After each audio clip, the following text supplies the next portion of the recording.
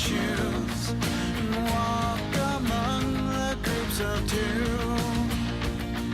It's not ideal, it's just how we feel. It's a shame we're easily amused. The only cure for this forward motion is to make emotion fly away. The air is cold, but the water's not frozen. I see ripples rolling every day.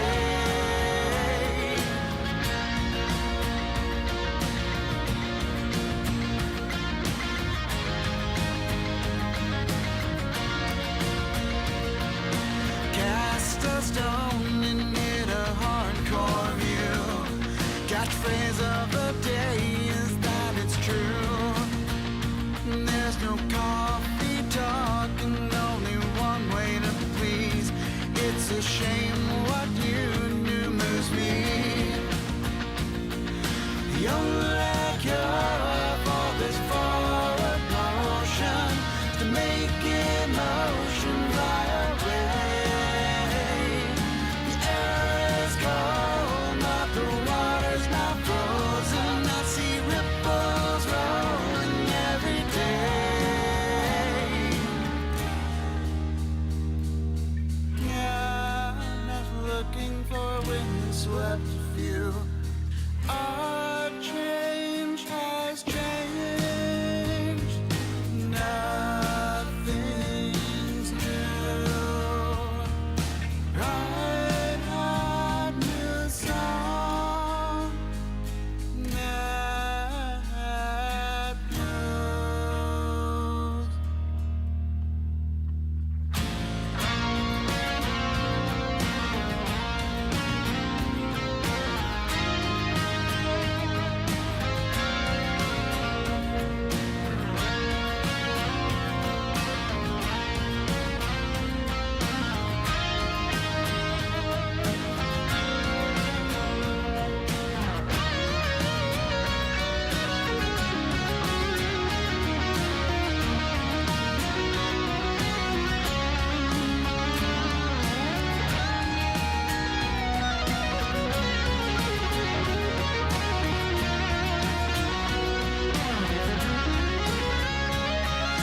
The only cure for this forward motion is to make emotion fly away.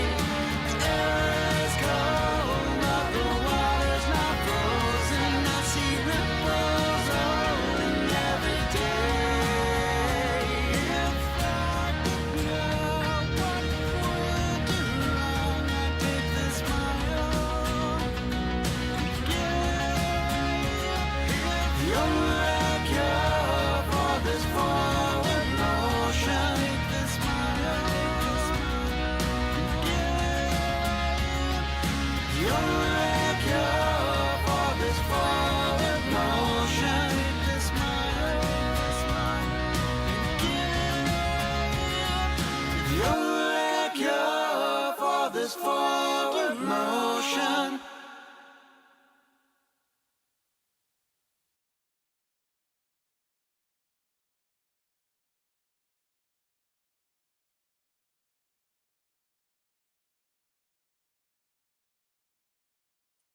Hey, everybody, and welcome to Rebellious 1776. My name is Lynn Hurley, and I am here with you to critique, criticize, and fact check our nation's politicians in real time.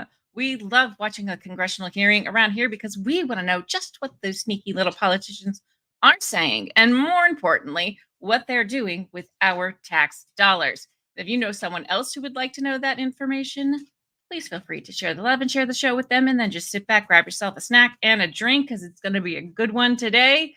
And if you're watching live, please join us in the chat. We always have fun watching our nation's finest in action. And if you like talking all things politics, please do consider hitting that subscribe button.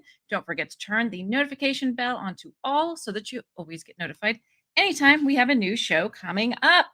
How is everybody today? So excited. Oh my gosh. It's a day, guys. It's been a day and it's still going on. So we have the military J6 whistleblowers testimony that happened this morning. But right now in the Senate, they are trying to just dismiss the impeachment articles against Alejandro Mayorkas. They have already dismissed the first impeachment article. Now they're trying to get the second. So the Republicans are doing everything they can to try to keep this from happening because this would be unprecedented in the history of Congress that they don't have an impeachment trial when the articles are brought to the Senate. So we're going to watch that. We're going to see what is going on. And then we'll check out the hearing from this morning. But let me get this pulled up for you. So right now, they've done several votes. Let me make sure I have the turn. Senate Republicans this to table Senate Majority Leader Chuck Schumer's point of order. His point of order raised earlier that Article 2 of the Articles of Impeachment against Alejandro Mayorkas is unconstitutional because they don't rise to the level of high crimes and misdemeanors. A reminder that earlier this afternoon, the first article of impeachment was ruled unconstitutional by the same process. That point of order by Senate Majority Leader Chuck Schumer on a vote of 51 Democrats and the independents who caucus with Democrats, 48 Republicans voting no, 1 Republican voting present. That was Senator Lisa Murkowski, the Republican of Alaska. The yeas are 49, the nays are 51. The motion is not agreed to. The pending business is the point of order offered by the Senate Majority Leader. Madam President, parliamentary inquiry.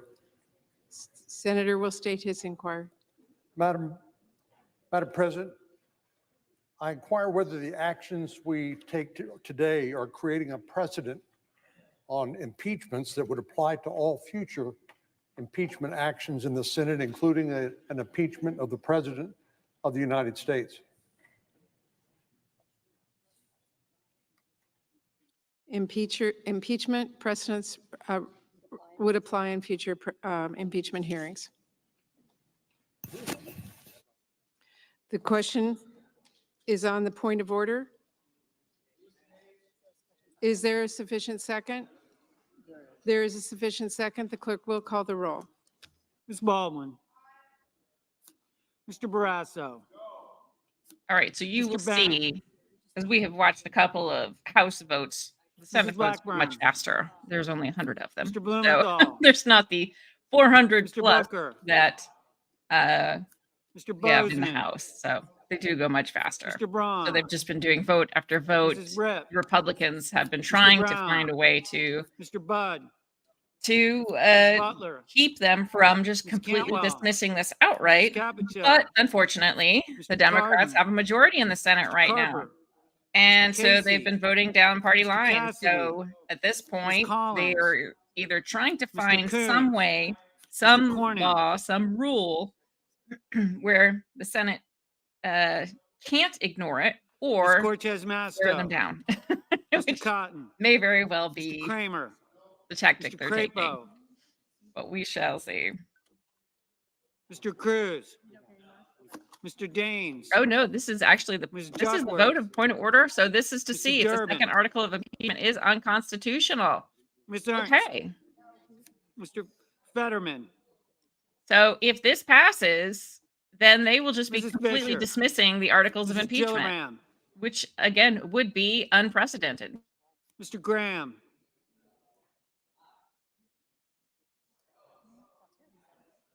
Mr. Grassley. But of course, as you can see from the bottom, they're claiming the impeachment articles are Mr. Haggerty. unconstitutional. That will be Ms. their Hassan. excuse Hawley. as to why Mr. Heinrich. they are Mr. themselves Hickenlooper. acting unconstitutionally. Ms. Arono. Mr. Hoven. Mrs. Hyde Smith. Mr. Johnson. Mr. Kane. Yes, Mr. every Kelly. vote has been party lines. I do Kennedy. expect that this will Mr. probably King. pass, unfortunately. Ms. Klobuchar. The Democrats will once Langford. again just Mr. Lee. continue on with their Lujan. sneaky ass behavior.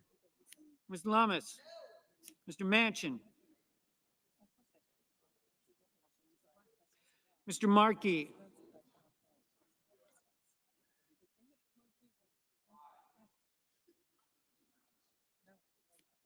Mr. Marshall, Mr. McConnell, Mr. Menendez,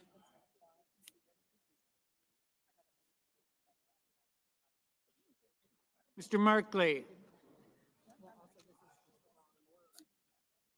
Mr. Moran, Mr. Mullen, Ms. Murkowski,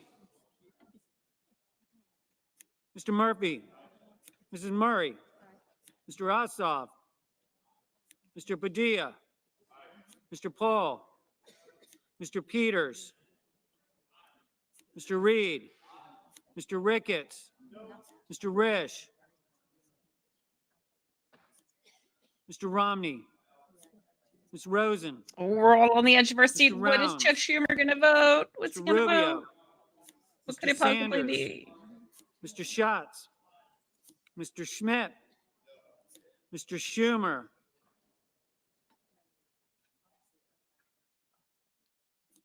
Mr. Scott of Florida, Didn't hear Mr. Scott of Schumer. South Carolina, I'm assuming it's an Mrs. aye. Shaheen, Ms. Sinema, Ms. Smith, Ms. Stabenow, Mr. Sullivan, Mr. Tester, Mr. Thune, Mr. Tillis, Mr. Tuberville, Mr. Van Hollen, Mr. Vance, Mr. Warner, Mr. Warnock, Ms. Warren, Mr. Welch, Mr. Whitehouse, Mr. Wicker, Mr. Wyden, Mr. Young,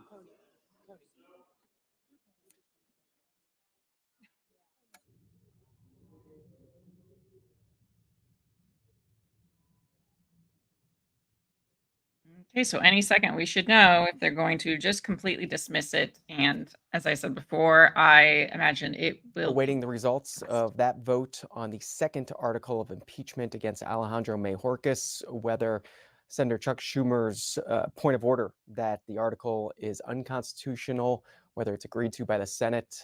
The first article of impeachment already deemed unconstitutional on an earlier vote. Live coverage here on C-SPAN 2.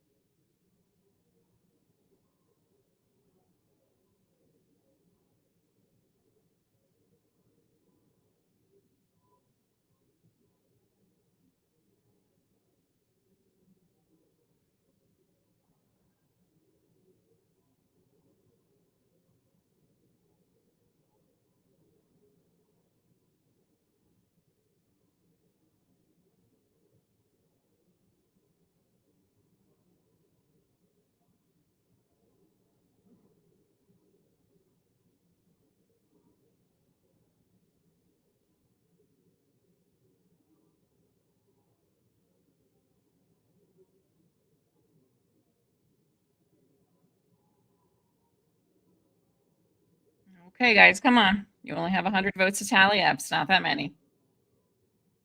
Maybe they're waiting for some people. I'm not sure if everybody. It's hard to hear the sort of ambient noise in the room when they're taking the votes. So it's possible they're waiting for someone.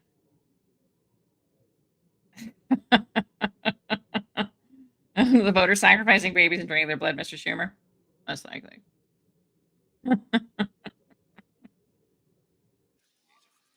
On this vote, Senate will be in order. On this vote, the yeas are 51, the nays are 49. The point of order is well taken. Article 2 falls. Madam President, Majority Leader's recognized. I move to adjourn the impeachment trial of Alejandro N. Mayorkas, sine die, and I ask for the yeas and nays. Is there a sufficient second?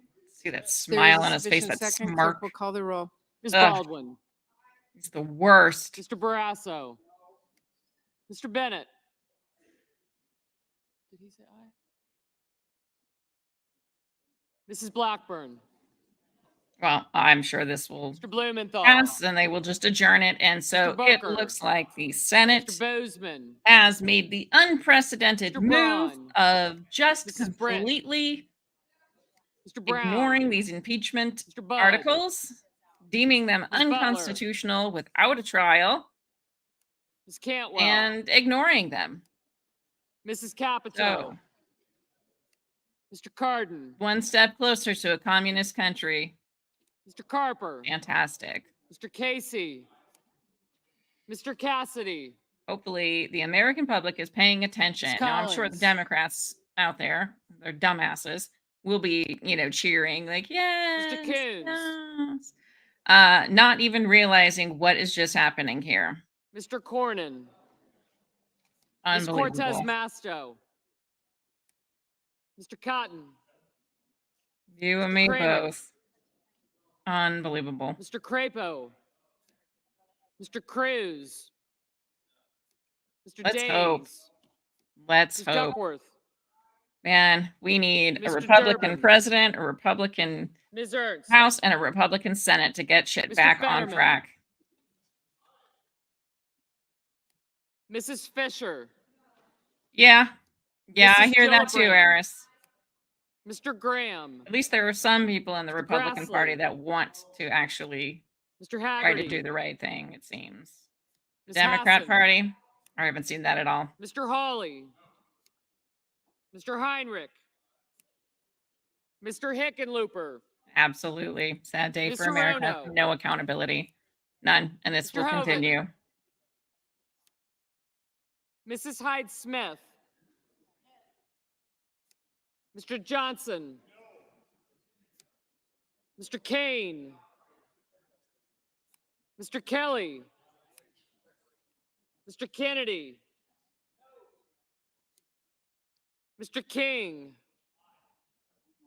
Ms. Klobuchar, Yeah, that's the Mr. Democrats' favorite Lankford. move. Nothing to see here. Let's move Mr. along. Lee, Mr. Lujan, Mr. Lummis, Ms. Lummis, Mr. Manchin, Mr. Markey, I agree. I agree, Marshall. which is why it's super important that, we McConnell. try to, and I'm not saying this just for me, though. Yes, it benefits me. But Mr. it's important to share these shows out and have people watch and see what these politicians actually Mr. are Menendez. doing right now. This is why it's important that we watch these. Mr. Merkley, But you're Mr. right. Moran. No, not surprised at all that this happened. Mr. Mullen, Ms. Murkowski, Mr. Murphy, Mrs. Murray, Mr. Ossoff, Mr. Padilla, Mr. Paul, Mr. Peters, Mr. Reed, Mr. Ricketts, Mr. Risch, Mr. Romney, Ms. Rosen, Mr. Rounds, Mr. Rubio, Mr. Sanders, Mr. Schatz, Mr. Schmidt,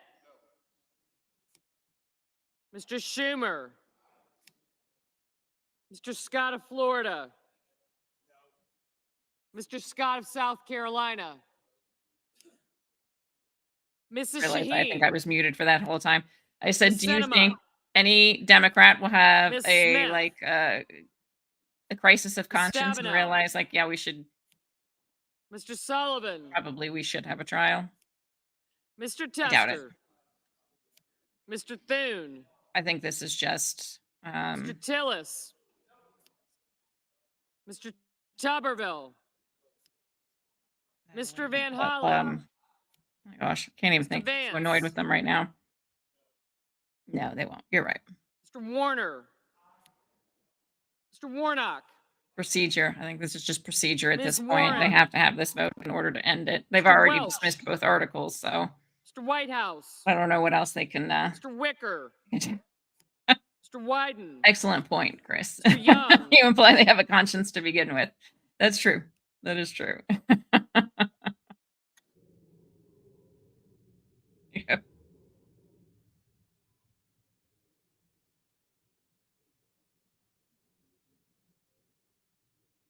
Okay, so it looks like all the voting's done. They're tallying up. Oh, what could it be?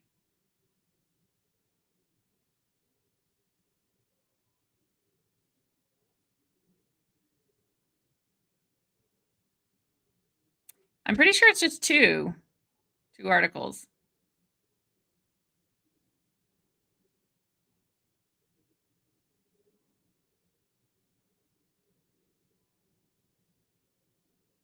Maybe I'm wrong, hopefully, but pretty sure that they said it was just two articles.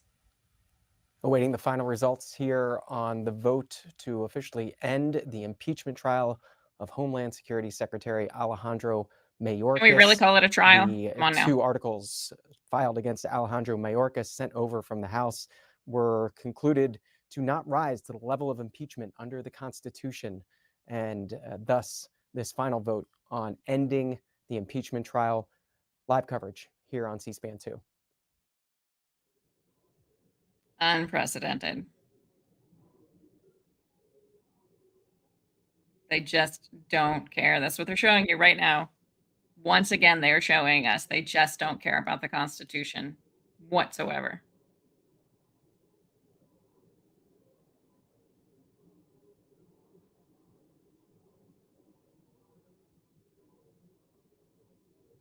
I'll give it to Senator Kennedy, though. He brought forth several motions to try and stop this. Fortunately, the Democrats have the majority.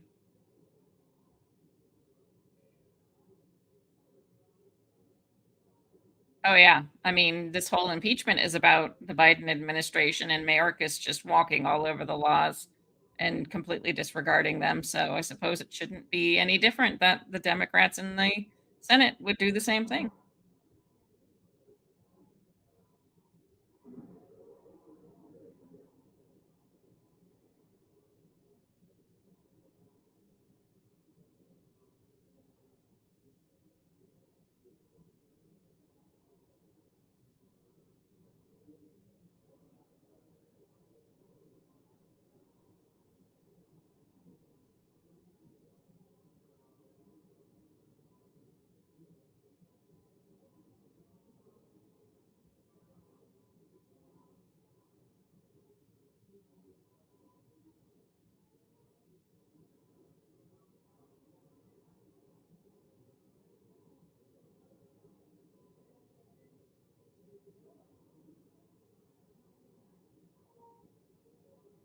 Yep. Yeah. The Republican Party, man, they just can't seem to get their shit together. And the House, like, you know, there are quite a few of them that I like individually, and even those that seemed to be, you know, cohesive are now dividing. So who knows what the heck will happen there as well. The Republicans need to get their shit together. That's one thing the Democrats do so well, which is they stick together. Whether they agree with it or not, who knows? But they stick together and they don't deviate from each other.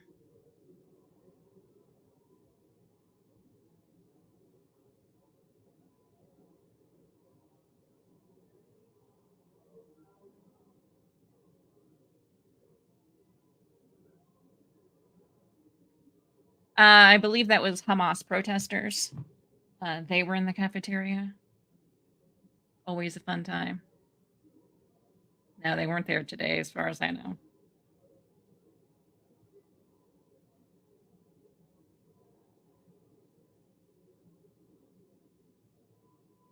You know, it's looking more and more like that, Tommy. The corruption runs deep, that's for sure. And it might have to happen. I don't know. Hummus. On this vote, the yeas are 51, the nays are 49. The And motion there we is to go. agree to. The Senate, sitting as the court of impeachment, stands adjourned, sine die. Such asshole. Majority Leader is man. For recognized. the information of members, there are no further votes today. Even his Now, voice I is remind annoying. all members that we have very serious business ahead of us in the next few days, and we'll keep you informed as to schedule as things can get scheduled. I mean, it's like an evil, like cartoon villain. Ugh, okay. Get out of here. Okay. My goodness. Well, that's that, guys. That's that. Yeah, Moscow Mitch was coming up. I know. I can't. His voice too. I mean, he's got like a mouthful of marbles, that one. You can hardly understand a word he's saying. So, yeah, he does look like Mr. Burns. You're right. Yes. Chuck Schumer does look like Mr. Burns. Crazy. All right, guys. Well, you know what? Let's watch what we came to watch today. Nothing we can do about what's going on with the Senate, I guess, at this point in time, but let's watch. This is a really good hearing. I did watch this one earlier, and it was one of the few hearings that I was really like riveted. I wanted to hear every single word. So let me get this pulled up for you, and we will start to watch it. It's about 2 hours. It's not a super long one. Like some that we've seen, but okay, here we go. Let's watch it. So these are the DC National Guard whistleblowers that speak out on January 6th. They're looking into why the National Guard was so delayed in coming out on January 6th. The Subcommittee on Oversight will come to order. Okay, the Subcommittee on Oversight will come to order. Without objection, the chair may declare a recess at any time. Also, without objection, the meeting record will remain open for 5 legislative days, so members may submit any materials they wish to be included therein. Thank you, Ranking Member Torres, members of the subcommittee, and our courageous whistleblowers for joining us for today's oversight hearing. These whistleblowers are coming forward today to share for the first time under oath their firsthand account related to National Guard deployment on January 6th. None of today's whistleblowers were interviewed under oath by the Department of Defense Inspector General or the Select Committee.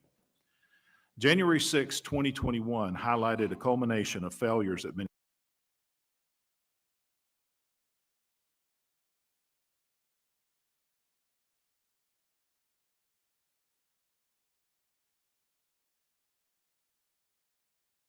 levels. For today's hearing, we're examining the Department of Defense and the DC National Guard's response to the violent breach of the Capitol. So we'll get into it. I'd like to play a brief video about the time frame of the delay.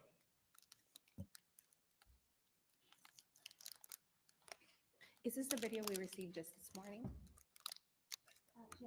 Last night, okay.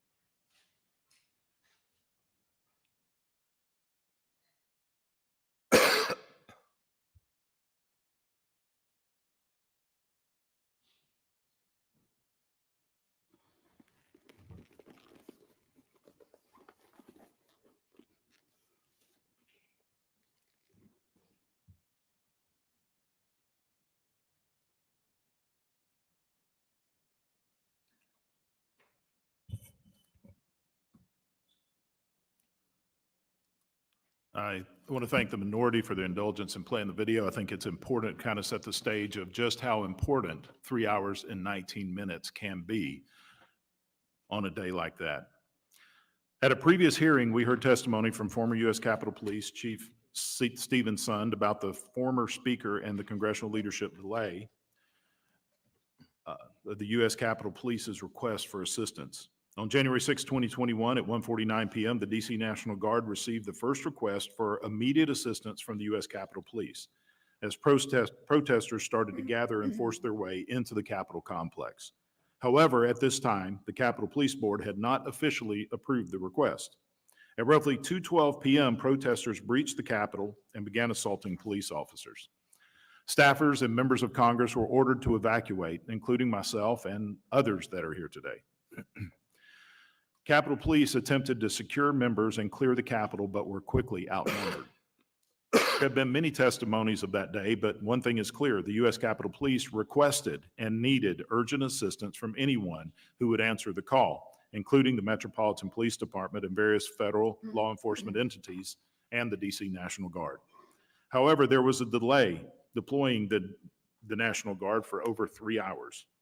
Almost an hour after the Capitol was breached at 3:04 p.m., the Acting Secretary of Defense, Christopher Miller, approved the D.C. National Guard to deploy to the Capitol.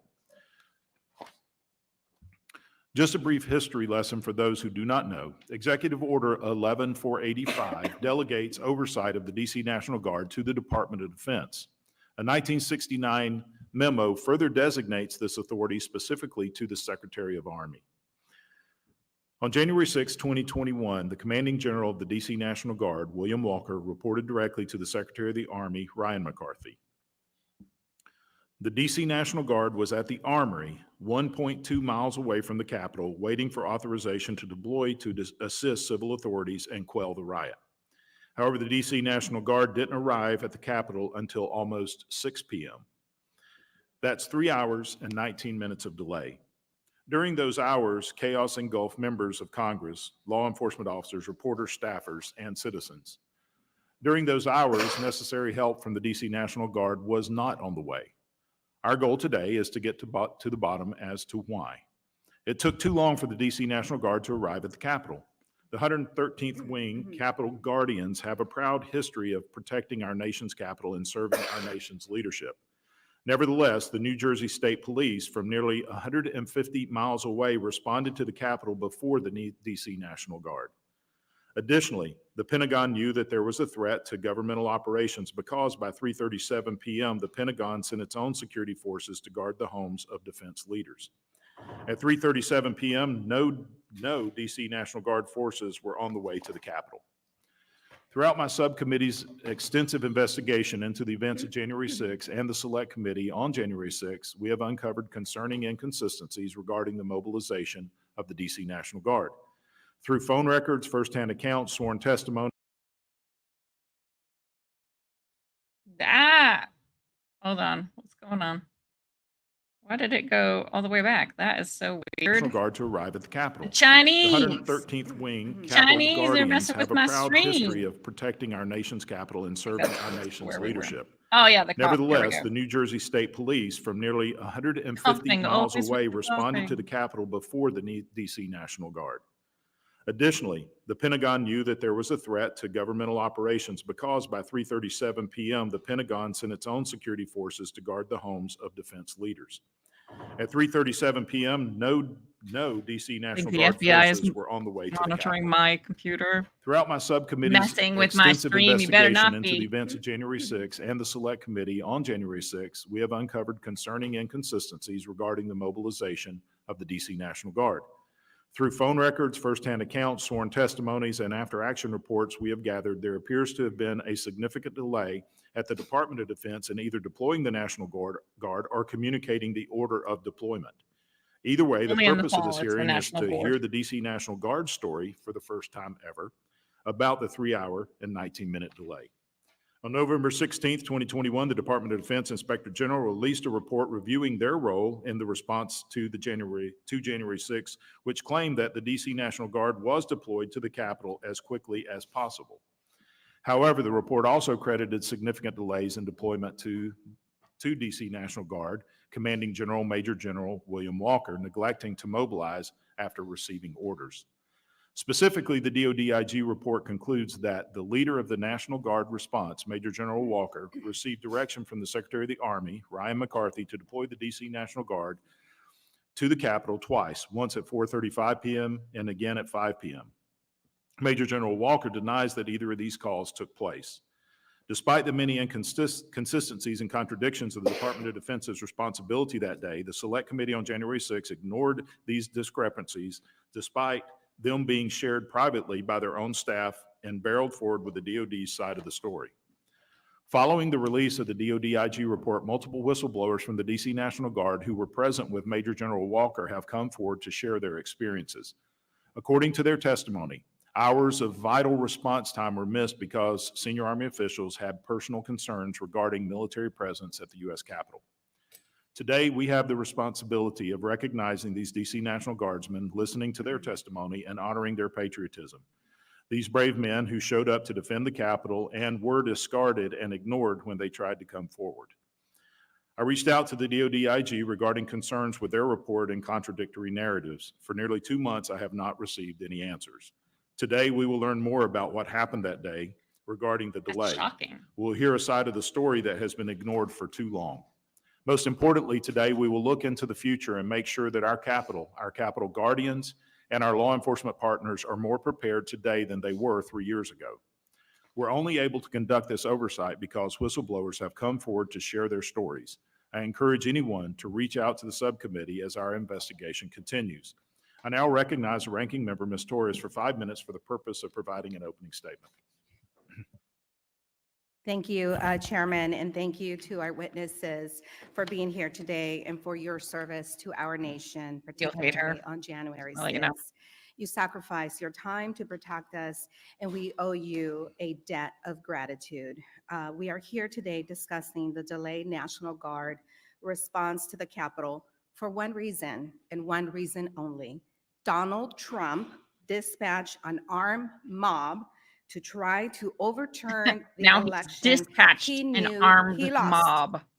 And for 3 hours and 19 minutes, as that violent mob assaulted law enforcement and hunted for members of Congress and the vice president who they were trying to hang, the National Guard was forced to wait and wait and wait.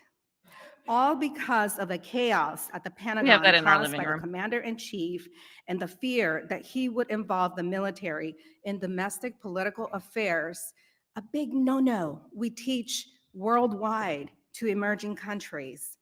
This was a commander-in-chief who, as the riot unfolded, didn't call his acting Secretary of Defense or Secretary of the Army to ask why the National Guard was missing. Where were they? A commander-in-chief who, after he learned someone was shot, didn't care. He didn't call the National Guard directly. A commander-in-chief whose aides and family partied and danced as the mob prepared to overturn the Capitol. A commander-in-chief who sat in his dining room watching it all unfold on TV like it was an action movie with an ending favorable to him. How did we get here? Let me tell you. In response to the June 2020 demonstrations responding to the murder of George Floyd, President Trump said he would, quote, deploy the United States military, end quote, to put down the protest, and even asked Secretary of Defense Mark Esper why the military couldn't just, quote, oh, don't worry, they get into it, the protesters in the legs or something, end quote. Secretary you know what? Esper doing that yesterday would have gotten rid of all those traffic problems. He held a press conference saying he opposed invoking the Insurrection Act. Then, in December, as Trump continued to spread conspiracy theories supported by members of this Congress sitting here today about the election being stolen, talk of invoking the Insurrection Act reached a boiling point. It got so bad that his own Secretary of the Army and the Army Chief of Staff, a four-star general, issued a joint statement saying, quote, there is no role for the U.S. military in determining the outcome of an American election. That's End quote. accurate. And as our top military leaders worry the president will declare martial law, the rest of the national security apparatus was in total disarray. People were getting fired or resigning left and right. Everyone remembers that, right? And with only 71 days left in his term, Trump terminated the Secretary of Defense and replaced him with an acting Secretary of Defense who was completely over his head. Contrary to attempts to rewrite history, the January 6th Select Committee conducted more than 24 interviews and reviewed over 37,000 pages of documents related to the National Guard and dedicated 46 pages of its final report to this issue. The Select Committee found that the chaos led to an ill-equipped acting Secretary of Defense issuing an unclear order to the Secretary of the Army, an order so unclear that it was interpreted differently by the acting Secretary of Defense, the Army Chief of Staff, and the Secretary of the Army. 3 people, 3 different interpretations.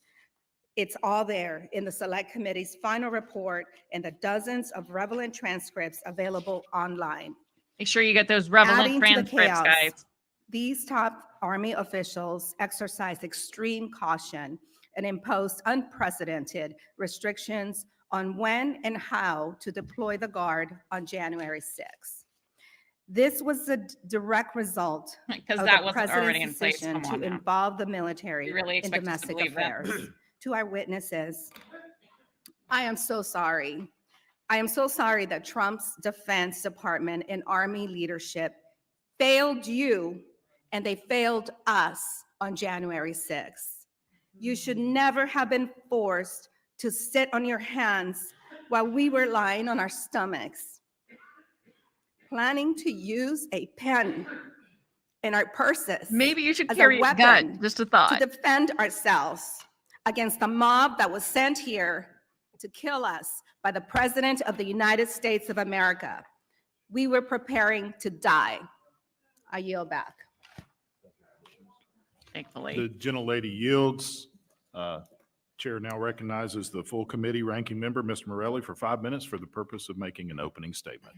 Thank you, Mr. Chairman, and thank you to our witnesses for your careers of distinguished service. Unfortunately, this guy's not DC much better. National Guardsmen are known as the Capitol Guardians, and we as members are only able to do our jobs in the days and months that followed January 6th because you stood He was guard armed with a pen, over us guys. as you A did, and pen. for that and for all of your long service, we owe you an enormous debt of gratitude. So thank you. I want to be clear. We're here today for a single reason. An unpatriotic, cynical, power-hungry man incited a deadly insurrection as part of his months-long effort to overturn a free and fair American election. We're here because of his lies about the 2020 election. It's hard to believe. It's frankly even hard to say, but it doesn't make it any less true. They were armed Yet with the power of many prayer. cannot bring themselves to acknowledge it, any in this room. As a result, we're here because of the majority's 15-month quixotic mission to find malfeasance from the January 6th Select Committee who investigated the insurrection where no malfeasance exists. And frankly, just as a question of jurisdiction should be raised, if this hearing is about the chain of command and or communication between the various elements of the defense apparatus of the United States, then it falls to the House Armed Services Committee to do that investigation. They should be doing it, I do agree, but this is clearly not the venue for this to happen. I do want to address something at the outset. There is a notion that persists that President Trump ordered or pushed for 10,000 National Guard troops ahead of January 6th. It's been debunked repeatedly, and it's also a red herring, and here's why. As the chair has stated, a 1969 executive order delegated authority of the DC National Guard to the Secretary of Defense, who in turn delegated that authority to the Secretary of the Army. But the President of the United States ultimately sits atop the chain of command. What he did with the National Guard before January 6th doesn't matter compared to his actions, or I should say inactions, on the 6th of January itself. And what he never did on the 6th was call the Secretary of Defense, the Secretary of the Army, or the DC National Guard itself to find out why they were not on the scene or to order them to the Capitol for that 3-hour and 19-minute delay.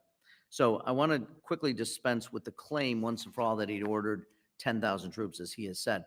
Acting Secretary of Defense Christopher Miller was asked the following questions and provided the following answers under penalty of perjury.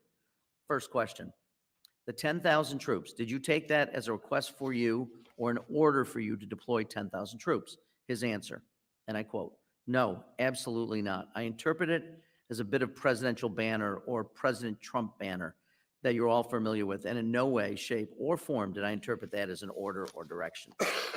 He was also asked, in February of 2021, Mark Meadows said on Fox News that, quote, even in January, that was a given as many as 10,000 National Guard troops were told to be on the ready by the Secretary of Defense. Is there any accuracy to that statement?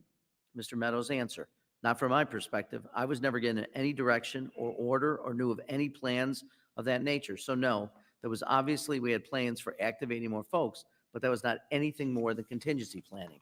And then a few questions later, to be crystal clear, the question was, there was no direct order from President Trump to put 10,000 troops to be on the ready for January 6th. Is that correct? His answer, quote, that's correct. There was no direct order. There was no order from the president. I think that's all you need to know. Under oath, the Secretary of Defense said it never happened. Here's the bottom line. The President of the United States manipulated his followers into believing the election was stolen from him, summoned an armed mob to Washington, and then unleashed them on the United States Capitol, and then did absolutely nothing to stop what unfolded. People died. We almost lost our democracy. We could have 100 hearings to deflect blame, but the facts are not going to change. President Truman famously had a sign on his desk that said, the buck stops here. President Trump's sign, on the other hand, would read, the buck stops anywhere but here. He lit the fire, he fanned the flames, the Defense Department delayed the troops, and he wants everyone else to take the blame. Frankly, I find it pathetic. I agree with Senator Mitch McConnell, who said former President Trump's actions preceding the riot were a disgraceful dereliction of duty. Former Speaker Kevin McCarthy said Trump bears responsibility for his actions, no ifs, ands, or buts. And I agree with Senator Lindsey Graham, who said, all I can say is count me out. Enough is enough. I only wish that they and the rest of the Republican Party agreed with their prior versions of themselves. And with that, Mr. Chairman, I yield back. The gentleman yields. Just for the record, this hearing is not being done in isolation. It's been carefully coordinated with the House Armed Services Committee, and not only has their blessing, but a bipartisan blessing to hold this hearing. Also, without objection, I'd like to submit for the record Secretary Miller's transcribed interview under oath to the Select Committee on January 6th. 2 excerpts. So, Mr. Miller, did you try to read, well, let me back up. On January 3rd, did you have, or even prior, did you have all the authorities needed in terms of activating, deploying the DC National Guard? And he said, yes, I felt I did. Did you need any additional authorities, or was there a discussion about your authorities in any way at the January 3rd meeting? No, I didn't. I felt like I had all the authorities I needed and did not need to discuss anything with the president regarding authorities. Another question. So, Mr. Miller, did you try to reach President Trump that day? I did not. Why not? I had all the authorities I needed to perform my duties, responsibilities that day, and didn't need any other guidance from the president. I now recognize the gentleman from Virginia, Mr. Griffith, for 5 minutes for an opening statement. And let me start, Mr. Chairman, by submitting for the record the Army timeline of events from December 31st, 2020 through January 7, 2021. That report dated January 7, 2021. Without objection. I find some of the comments this morning interesting because I too was on the floor that day. And I find it interesting because there's an allegation that the commander-in-chief has to call everybody who's in the chain of command to make sure his orders are followed. It is my understanding, and I believe that the evidence today will show from these gentlemen who have given their time and are whistleblowers, meaning they're coming forward with something that other people may not want to have heard, that we will discover through their testimony that in fact, I know they all say it the now. It president drives me had crazy. given the instruction, perhaps misunderstood on January 3rd, but certainly on January 6th, prior to that instruction being relayed by his officers in accordance with the general military procedure to the DC National Guard. And that's a big part of what this hearing will be about today.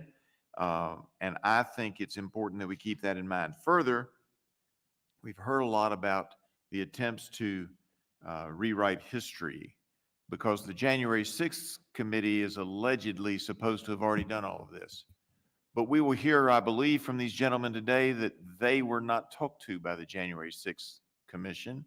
And further, that commission will forever in history be tainted because it was the first time in history, in an attempt to write the history after the fact, that both sides, both major parties in this political situation that we have found ourselves in for the last 175, 200 years, both were not invited to participate in an equal manner.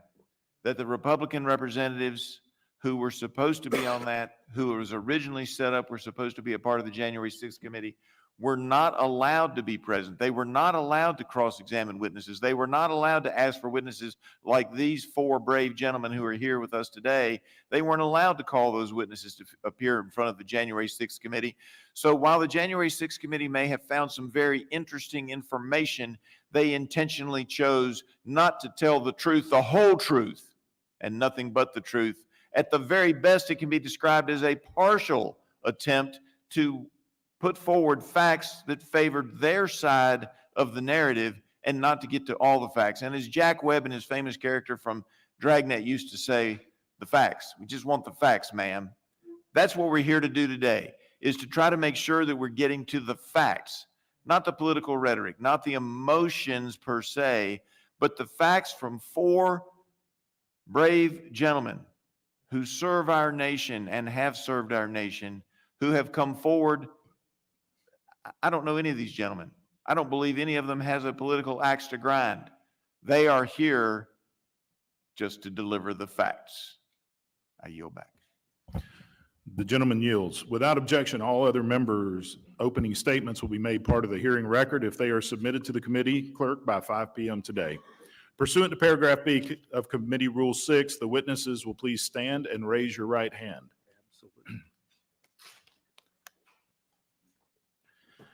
Do you solemnly swear or affirm that the testimony you're about to give is the truth, the whole truth, and nothing but the truth, so help you God?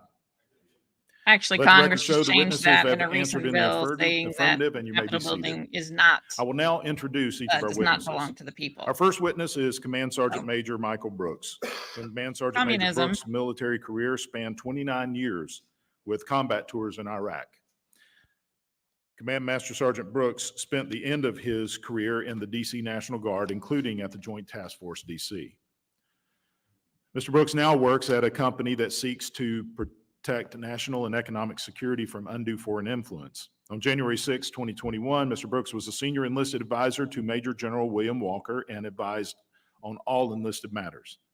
Our next witness is Colonel Earl Matthews, a decorated military veteran with a long and accomplished career in government and the private sector. Colonel Matthews served as Deputy Assistant to the President and Senior Director for Defense Policy and Strategy on the National Security Council staff.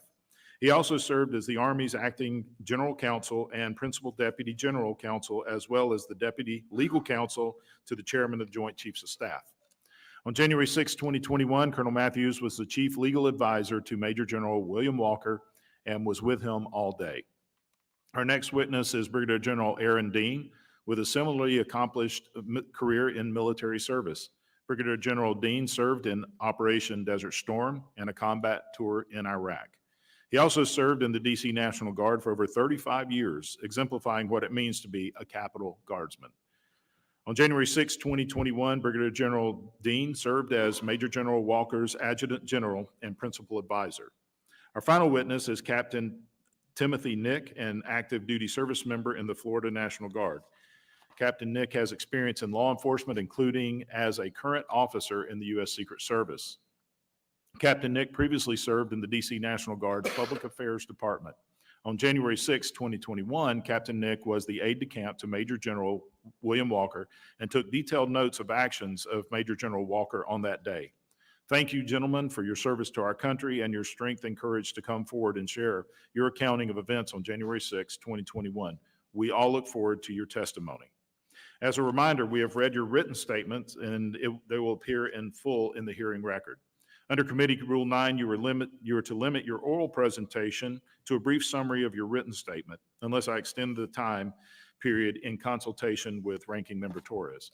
Please remember to turn on your microphone using the button in front of you so that members can hear you.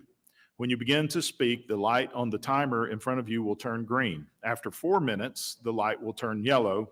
When the red light comes on, your 5 minutes has expired, and we just ask that you please wrap up your comments at that moment. I now recognize Command Sergeant Major Michael Brooks for 5 minutes.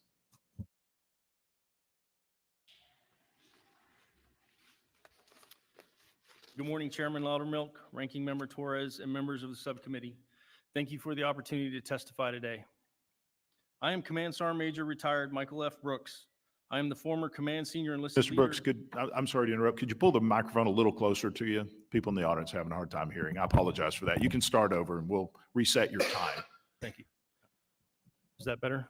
Yes, sir. Good morning, Chairman Loudermilk, Ranking Member Torres, and members of the subcommittee. Thank you for the opportunity to testify today. I am Command Sergeant Major retired Michael F. Brooks. I am the former Command Senior Enlisted Leader of the District of Columbia National Guard, the Capitol Guardians. I retired on March 1st of 2023 with 29 years of active federal service in the Army and the Army National Guard. While I am no longer in service, I continue defense of our great nation as a compliance and investigation specialist with the Compliance and Adjudication Division of the Office of Information and Communications Technology and Services of the Bureau of Industry and Security. I served as the Command Senior Enlisted Leader of the DC National Guard from December 2017 to December of 2022. As the most senior non-commissioned officer in the organization, I reported directly to Commanding General, and from 2017 until his retirement and selection as the 38th Sergeant at Arms for the House of Representatives, my commander was Major General William J. Walker. As his senior enlisted advisor, I reported only to him, and I was with him throughout the days before, the day of, and the subsequent weeks and months that followed the events of January 6, 2021. So imagine my surprise when the DODIG released their report without once interviewing myself or other critically significant DC National Guard members with firsthand knowledge of what occurred that fateful day. Not anonymous witnesses or anonymous officials, but senior ranking military members that were in the room, on the calls, and on the secure video teleconference. I'm not here to disparage the Army that I love and served for nearly 3 decades, but to correct the record and speak for the hundreds of enlisted soldiers and airmen of the DC National Guard who have always answered the call to serve without political bias or prejudice, who have always faithfully fulfilled their oath to support and defend the Constitution of the United States against all enemies, foreign and domestic. Those Capitol Guardians who continue to do so even today after being degraded by senior officials of the Army and the Army staff in their inaccurate and biased report. I believe those who steered the narrative of the DODIG report did so not for historical documentation or to enhance future military response capability, but to protect and advance individuals who sought to shield themselves from responsibility, to overly enhance their role and perceived significance in a critical moment in the history of our nation's democracy. You tell them, Mike. In truth, their actions, no matter how innocent they believe them to be, have led to an awful mark on our military and shown an incredible lack of respect for the service of the men and women who serve in the DC National Guard before, during, and after January 6th of 2021. Trust in our Army's most senior leadership was lost. Their actions and comments have highlighted the Army staff and the Secretary of the Army's lack of knowledge and understanding of the DC National Guard, its authorities and capabilities. Prior to the protests following the murder of George Floyd in May of 2020, I do not believe any of them understood just how unique the DC National Guard is. and the responsibility that is delegated from the President to the Secretary of Defense and further delegated to the Secretary of the Army. I believe it is this lack of understanding that led to the significant delays in the military response on January 6th. I will not sit here today and say if we had been given authority to immediately respond when Chief Sun, the Chief of the Capitol Police, made that first frantic call for support at 1:49 p.m., that we would have prevented the breach of the Capitol. What I can tell you with absolute certainty is that we had a force equipped and ready to respond. And that despite the inaccuracies of the DoD IG report, we had a plan and would have liked the opportunity to try. Instead, we waited for hours, less than 2 miles east of the Capitol, knowing our Capitol had been breached and not understanding why we had not received the authorization to respond. I cannot tell you the number of times someone has asked me, where were you? Where was the National Guard? Or how can you call yourselves Capitol Guardians? There's no easy response to those questions, and the truth is, we were there and we were ready. We just weren't authorized to respond, and that is difficult to explain.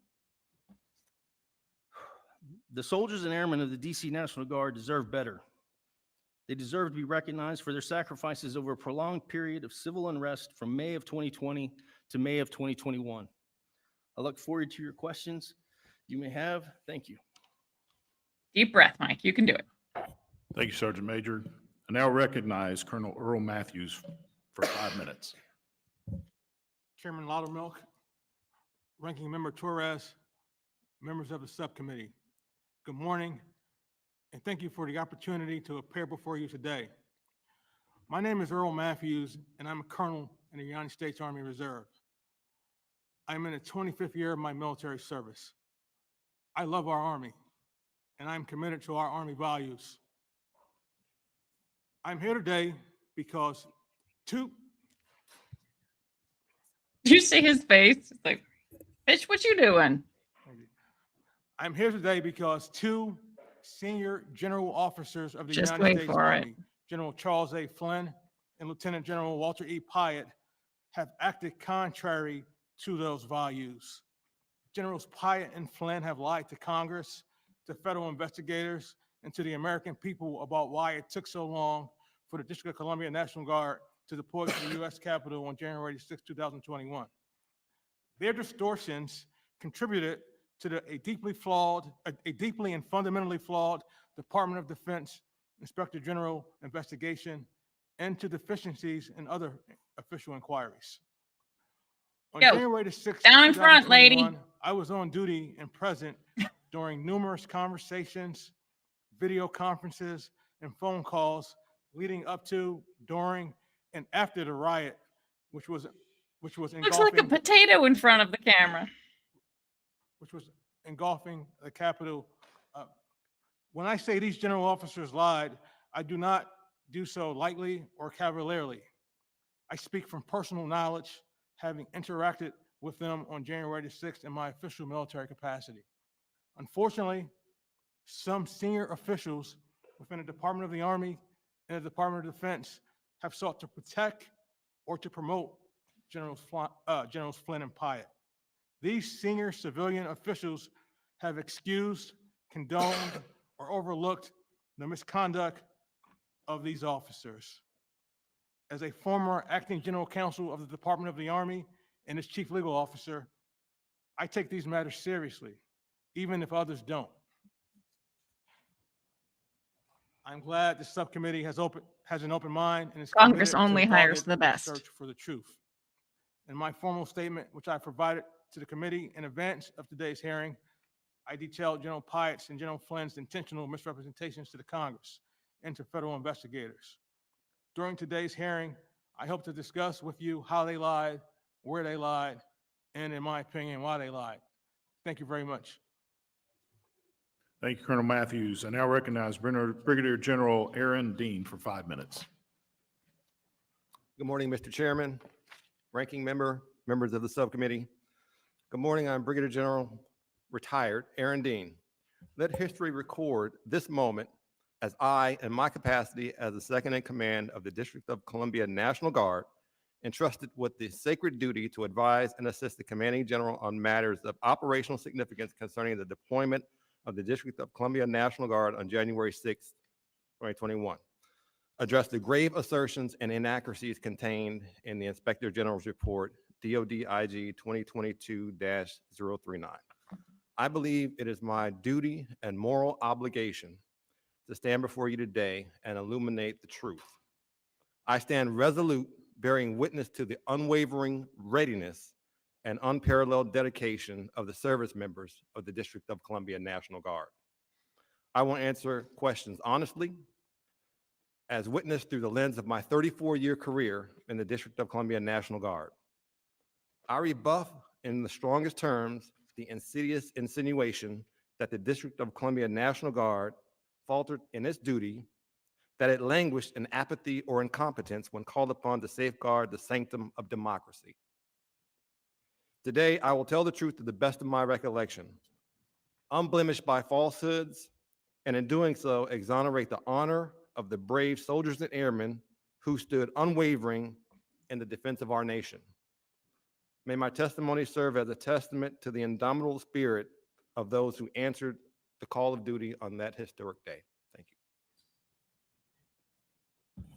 Thank you, General Dean. Now recognize Captain Timothy Nick for 5 minutes.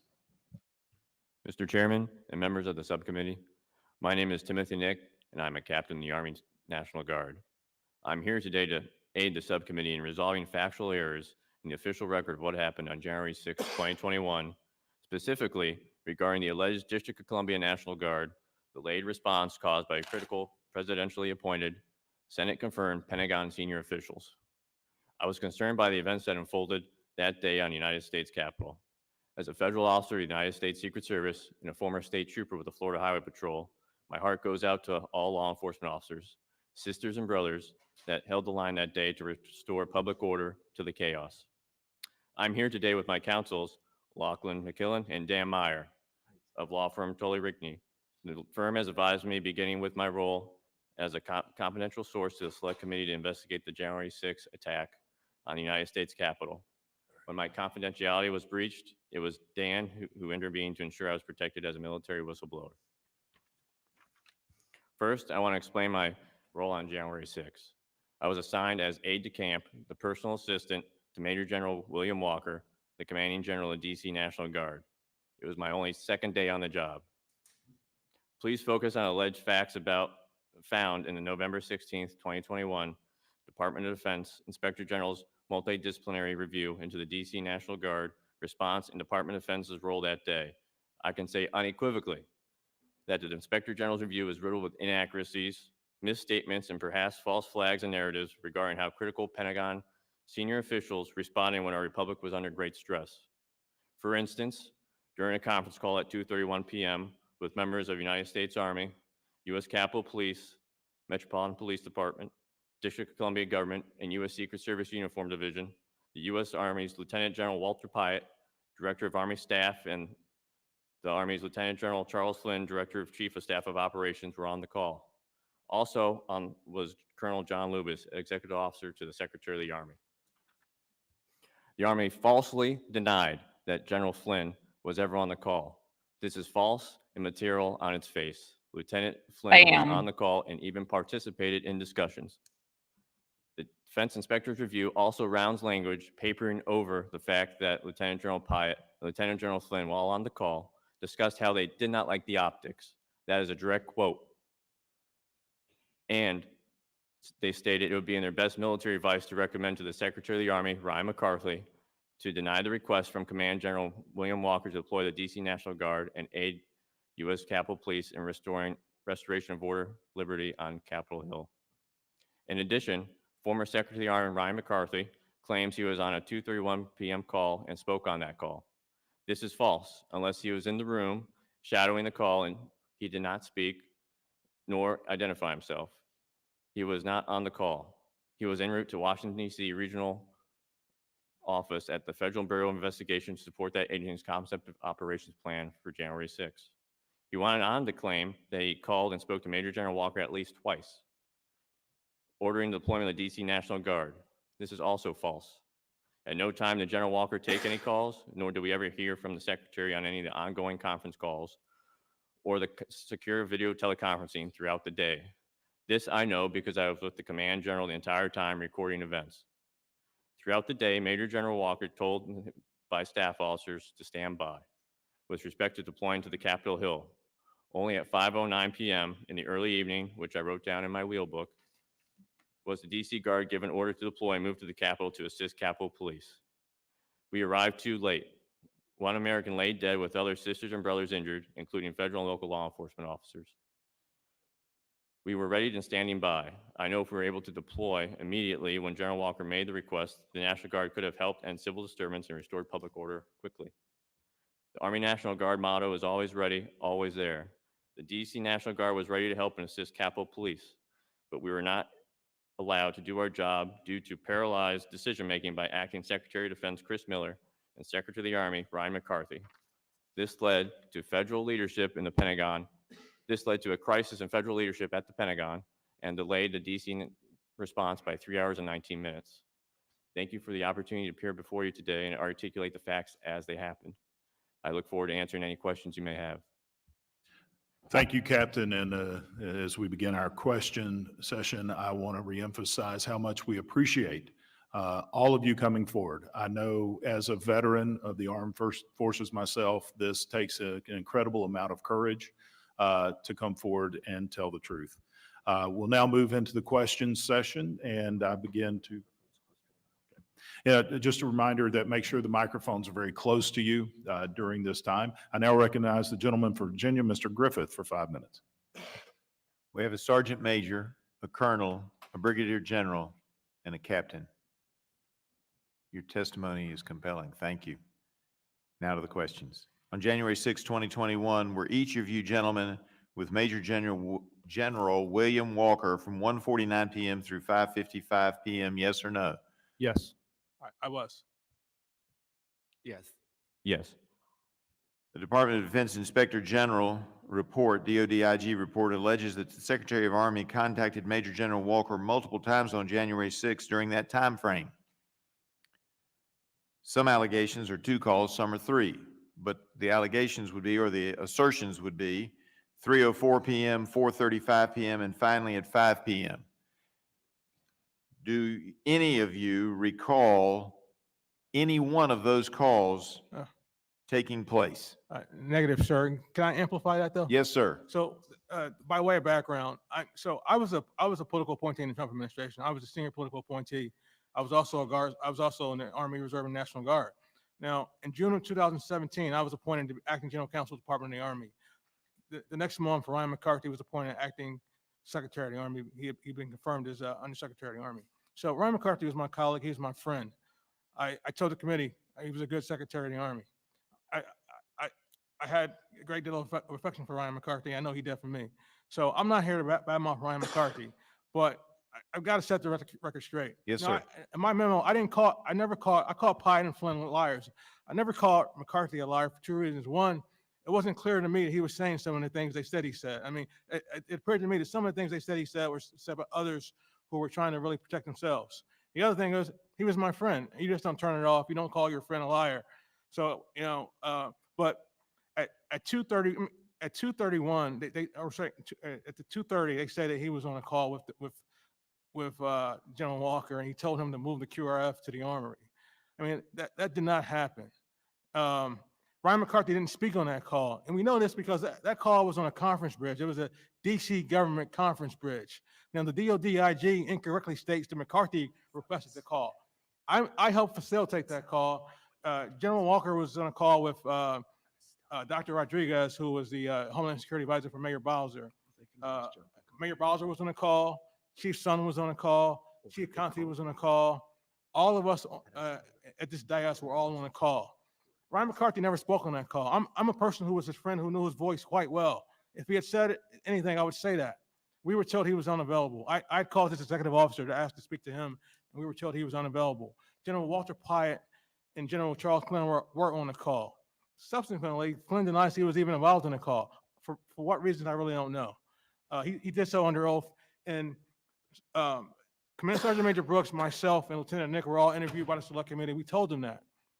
To me, this is material because Flynn denied under oath twice to the House Oversight Committee and to the Select Committee that he was even participated in the call.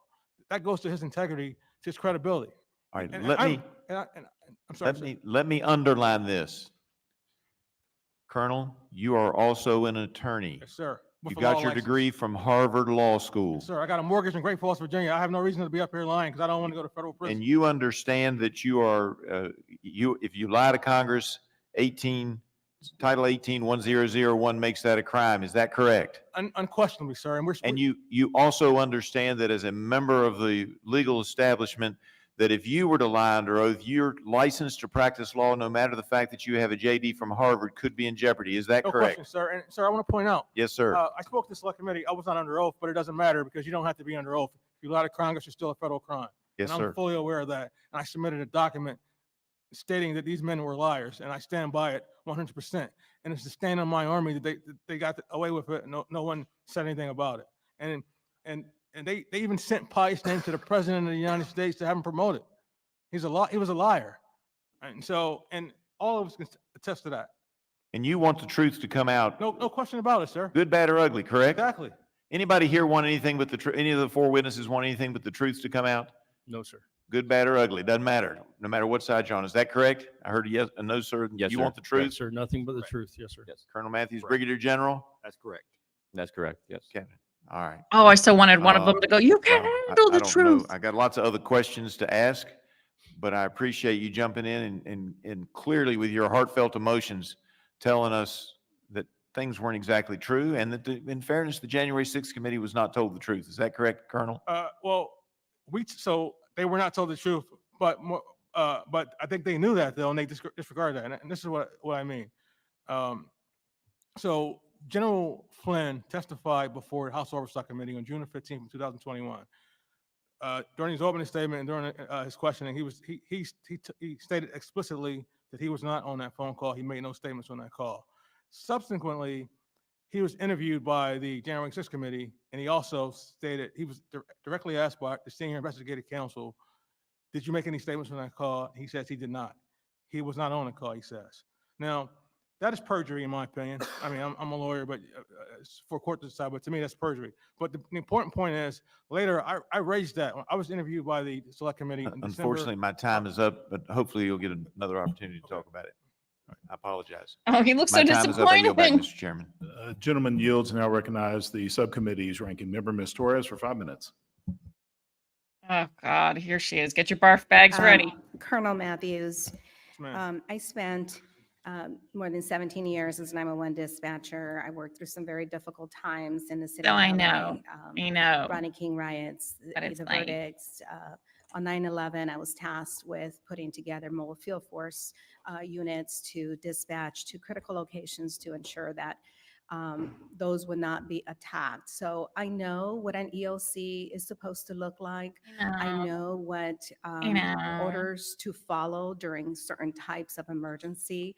I was prepared with a manual. Yes, was that's how the provided to military me, gives their things that we orders. have practiced time and time and time I again. know. During an emergency, you agree that it is vital that we have a quick response and a unified coordination that has clear communications, correct? No question. I love that he's right behind her, like, Your written what? testimony when you said What? the DC What you gonna National do? Guard was delayed because Millie McCarthy and McConville believed that the President of the United States might deploy the National Guard improperly on that day and had taken measures to prevent this. This must have been incredibly frustrating for you and for your colleagues in the Guard. Why do you think senior military leaders believe the President of the United States might employ the National Guard improperly on January 6th? Was it based on their words, actions, or both? I think that I think that belief was irrational because I don't believe the president ever gave any of them an unlawful order. Okay, He gave none of them an unlawful order. Secretary He Secretary appointed of all the of them to high Army, office. Ryan Appointed them all to McCarthy high office, and they- testified that on January 6th Select Committee, that at one point he was walking down the Pentagon hallways, and one of the most seasoned reporters asked him, whether the Army was She planning just to cuts him seize off because he's ballot not saying what she boxes. wants. Do you She wants him know to. if ideas like the president seizing ballot boxes was something Secretary McCarthy was considering when making decisions about deploying the Guard on January 6th?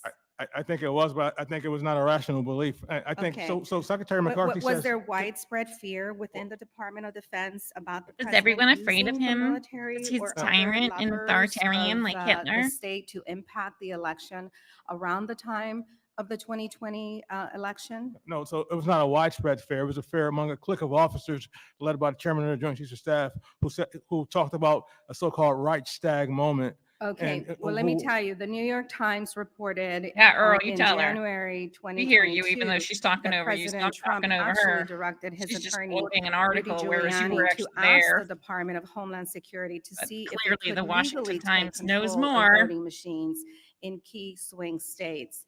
I'd like to ask for unanimous consent to enter this New York Times article entitled "Trump Had Role in Weighing Proposals to Seize Voting Machines" into the record. Without objection, so ordered.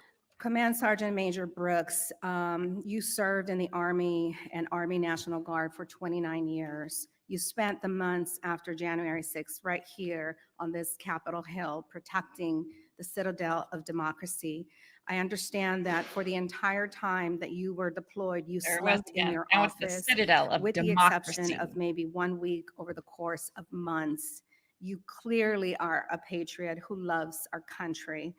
How did you feel watching the Capitol get overrun, knowing that you were almost walking distance Pen in hand, away, ready to but defend not yourself? permitted to come assist law enforcement in defending it? It was very disheartening to see. I believe it was something that, I think any of us who serve in the military was something that we didn't think we would see in our lifetime.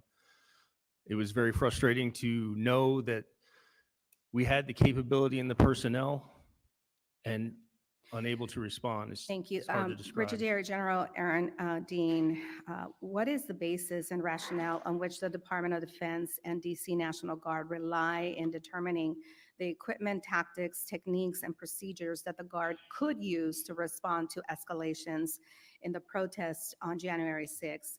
Was this atypical? I don't think so. I don't think it wasn't atypical. We were just months, we right now are just months away from the 2024 election, and the man who incited the 2020 insurrection is on the ballot again. What corrective actions has the National Guard Bureau of Department of Defense taken to ensure the National Guard can plan, coordinate, and execute command and control in response to threats in the national capital region? I can only really talk about the District of Columbia National Guard and its preparation, especially around January 6th. We match capability with request. So if there's a request, we match the capability that we have.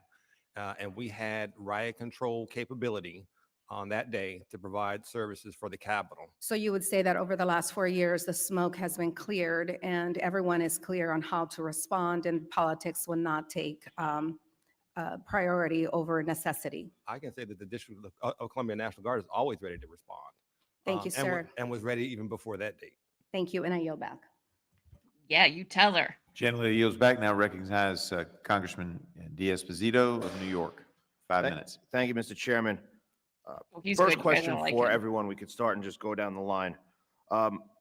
Did you testify in front of the January 6th Select Committee? No, I received a phone call. You say testify, I had an informal interview with the. Right, but it was You can move not the mic archived, closer. correct? I'm sorry, second. If you could move the mic closer, please. We'll give you a couple extra seconds. So the answer, Let's go. Command Sergeant, was no. No. Colonel, you were interviewed but never in front of the committee. Correct. Brigadier General? No. Captain? Informally interviewed, but never in front of the committee. Okay, got it. So as the chairman mentioned in his opening remarks, we're here today to not only correct the record, but also make sure that we are better prepared today than we were, right? We want to be better prepared as a nation, as an agency. We want to be better prepared for the next, God forbid, incident than we were that day, not really to focus on President Trump. That's not really what we're here for today. So Captain Nick, in your opening testimony, or the one submitted to the committee, you said that at about 2:30 conference call, and I quote, Lieutenant General Piat and Lieutenant General Flynn while on the call, discussed how they did not like the optics. They stated it would be in their best military advice to recommend to the Secretary of the Army, Ryan McCarthy, to deny the request from Command General William Walker to deploy the DC National Guard and aid the United States Capitol Police in the restoration of ordered liberty, or as some called on this committee, democracy, on Capitol Hill. Major Brooks, during the bipartisan transcribed interview the subcommittee conducted in March 2024, you were asked if you recall hearing the word optics on your 2:30 p.m. phone call. You responded, yes, and I quote, General Flynn and General Piat both made numerous comments about the optics of having the Guard on the Capitol and how they would much prefer that the Guard relieve MPD officers elsewhere in the city so that they could respond to the Capitol, close quote. For everyone, and we'll start with Command Sergeant Major Brooks, why would these military experts want to send the National Guard to relieve MPD officers elsewhere after the Capitol was breached at 2:12 p.m.? In my opinion, it was a senseless recommendation. The logistics and the amount of time it would have taken to replace individual MPD officers across the city would have taken way too much time, and it would have been further delayed. I think the key term there is senseless. Colonel. So their whole attitude was that this mission was for law enforcement. They never wanted DC Guard to be in the streets in the first place. They didn't ever want to approve the 350. They thought this was a law enforcement mission. They believed it would have required 100,000 demonstrators before the DC Guard was necessary, and that was the Army's thinking. So they wanted, and they also said they wanted no involvement in the politicization of the or no involvement in the electoral certification process. No, they wanted no DOD role there. So that was their attitude. So we were not allowed to be east of 9th Street, so which is where the Capitol is. We're not, we had to have the Secretary of the Army's approval to move 3 unarmed guardsmen 1 block. Right. So sounds like baseless decisions. Brigadier General. So I did hear the word optics, and they did use it, especially specifically General Piat, I know, said optics. And his concern was he did not want soldiers or airmen on the Capitol grounds with the Capitol in the background. And so they were giving every other reason why we should be around the Capitol, away from the Capitol, and not responding to the Capitol. And part of what I believe is I believe that they're unfamiliar with our true capabilities and what we're really designed to do as the National Guard. Can you say that again for everyone to hear? I think they're unfamiliar with our true capabilities and what we're designed to do as the National Guard under Title 32. Precisely. Captain. I did hear the word optics also, and General Piat and General Flynn did say it wasn't in their best military advice to recommend to the Secretary at this time to approve that request. And I only have 30 seconds, but I would just like to go down the line once again and answer this question. Was it clear at the time that the #1 priority was to restore order or to protect the safety of members of Congress, staff, or visitors here at the Capitol complex? Captain. Absolutely. No, that was not. I'm sorry. It was clear that we needed to be at the Capitol at that time. Right, you needed to be, but was that their #1 priority? No, it was not. Brigadier General. Their #1 priority was to make the police respond and not the National Guard. Colonel. Absolutely not, Congressman. It was not their priority, sir. Thank you. I think it's clear. Mr. Chairman, I yield back. Gentleman yields back. Now recognize Mr. Morelli for his 5 minutes of questioning. Thank you, Mr. Chairman. I want to start my question, and I apologize, I only have 5 minutes, so I'll try to get through some of this quickly. But first of all, appreciate very much your frustration. This was your job to defend the Capitol, and for the reasons both of this hearing and a lot of conversation, you weren't called on to do that. So obviously, it's palpable how strongly you feel about this missed opportunity to defend us, and I appreciate that, and I don't think there's any disagreement here. You should have been here much sooner, and I certainly don't know that anyone argues that it was your fault that happened. I am a little shocked. Mr. D'Esposito said, we're not here to talk about President Trump. To me, that's a little like asking Mrs. Lincoln, other than the incident, how did you like the play? The truth is, the commander-in-chief could have ordered the National Guard. And as I said earlier, and frankly, I think Mr. Griffiths said, and I I'll have to go back and look at the record, that the president ordered the troops out on January 6th. There's no evidence anywhere that I've heard of other than him saying it. There's literally no evidence of logs from the White House. There's no evidence anywhere that the president did that. And frankly, look, I don't know much about this. I'm a civilian. If I were the president of the United States, as soon as the breach happened, as soon as there was any measure of violence at the Capitol, I would have assembled people in the Situation Room, and I don't care about this. If the Secretary of Defense was there, the Secretary of the Army was there. I'm the Commander-in-Chief of the United States. And so I guess I'd begin, General Dean, if an order came from the White House, from the president, that deployed the National Guard, would that order have been questioned by anyone? But I would answer it this way. I would say that order was delegated. The responsibility of the response from the commanding general was written in a written document to him that basically gave him parameters on what he could do and what he couldn't do. So yeah, Now, I could the appreciate president- that. yeah, I could- appreciate that. yeah. But I don't believe the delegation of authority exempts the higher authority. If a call came from the president or the White House that the president wants this deployed, if the Secretary of Defense were somewhere, the Secretary of Army were somewhere else, would you have ignored that order? No, we wouldn't have.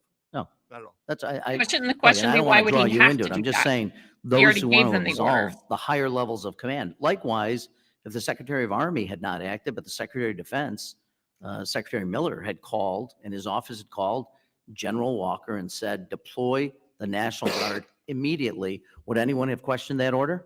No, we wouldn't. I'll speak from my perspective.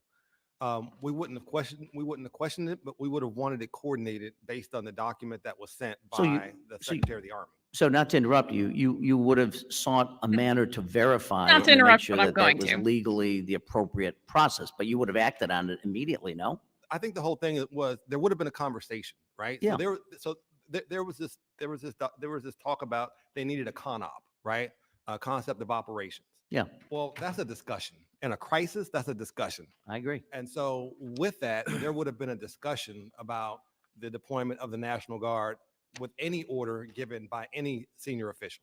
Yeah, and I guess I get, and this isn't necessarily a question, but what I hear is a lot of confusion between the White House, the Department of Defense, the Secretary of the Army and his office. I don't know what happened. I guess there's varying accounts. And what I think each of you is here to testify is that the order didn't come down. Congressman, may I speak to that, please, sir? Yeah, go ahead. So chain of command runs from the president to the Secretary of Defense to Secretary of the Army to General Walker. Now, the Secretary of Defense authorized the DC National Guard to deploy at 3 o'clock. The DC Guard was able to deploy at 3 o'clock. Yes. It had the capability, readiness to go on the street at 3 o'clock.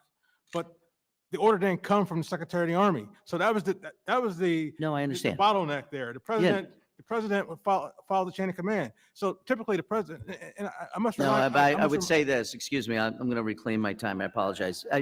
Is that if I were the president of the United States and had ordered it, if that were true, there's no evidence that happened, but let's say it had been ordered, and then 20 minutes goes by and nothing's happening, I'll be on the phone again to my secretaries, and I'd be on the phone to General Walker and say, what's going on? I've ordered you out, move out. And with all due respect, conversation should have happened.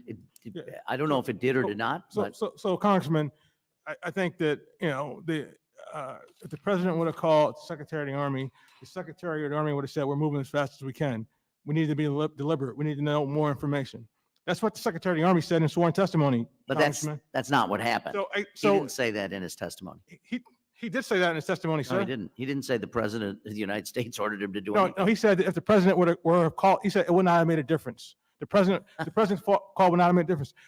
Secretary I McCarthy. disagree. Well, Secretary McCarthy, I think you're right also. Respectfully, So- sir, let me reclaim my time. In fact, my time is over. But the point that I'm trying to make is that I don't disagree. This is an important conversation. I don't think it's one for our committee. I think the Armed Services Committee ought to be holding this. And there is a question to make sure. Just trying to that pass the buck. come January 2025, we better be damn sure we have communication that is clear, compelling, and chain of command. But I do think there is no way to absolve responsibility of the president, the Secretary of Defense, or the Secretary of the Army. You may dispute what happened, and I think that's fair, but something should have happened that triggered the deployment of the National Guard sooner so that you could have done your jobs and we wouldn't be having this hearing this morning. So with that, I yield back. Gentleman yields back, and I agree with him on his last statement that we need to be prepared for the next time that we have January 6th come up, which is in the law. I would also correct the record. I did say the president, the gentleman is correct. That's not in the evidence. The president had previously given Christopher Miller the authority to act, as he stated in his testimony, which was previously submitted into the record. And Christopher Miller is the one who gave the order that did not get followed, apparently, by the Secretary of Army. That being said, I now recognize Dr. Murphy for his 5 minutes. So where's the Thank you, Secretary of Mr. Army? Chairman. for Apologize if I'm questions? a little out of breath. It's just being old. Thank you all for coming forward. It takes absolute courage, absolute courage. Every damn meeting we have now has Trump derangement syndrome talking to it. This was a dereliction of duty by the Secretary of the Army, who refused, by the way, to come before this committee because he knew his culpability. He knew that he lied and he was derelict in the duty. And I appreciate from the bottom of my heart you guys standing up for the United States of America. You took an oath to it, as did the Secretary, and you're keeping your oath. So I deeply appreciate it at your own personal cost, because we know the weaponization of this government is occurring at an exponential rate. And it's just it is just proof in the pudding that this is what we're dealing with.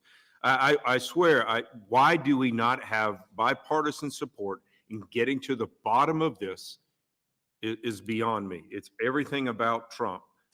Captain Nick, you know, the summer before in 2020, when there was an absolute disaster in this country where riots and burning of federal buildings occur, we saw billions of dollars, multiple deaths occur. Speaker Pelosi, I believe, is culpable with part of this in allowing this, paving the way for the terrible thing to happen on January 6th, to just dismiss America's memory of what happened the summer before. In contrast, the protests at Capitol on January 6th, which we know were all wrong, there was no hesitation in creating a politicized community. And we had a former Republican who saw it as a personal grind to go after President Trump, basically not allowing evidence to come before the committee. It's been more than 3 years, and members of the DC National Guard are coming forward with your oath to provide clarity.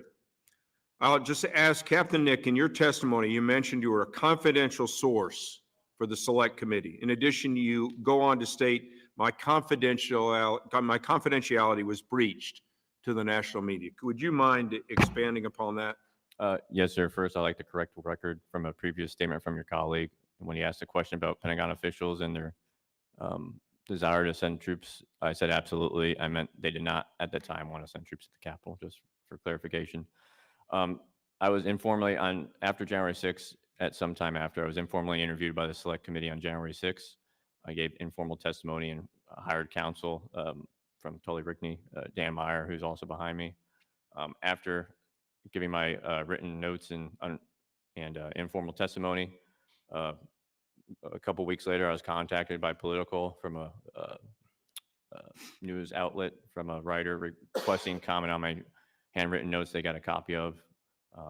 I then contacted Dan, who then contacted the Select Committee to resolve that. But it had to be leaked at some point from probably the Select Committee, because that's the only people I talked to and gave my notes to. It is obviously evident with anybody with an objective eye that the committee was put forth to tell one thing.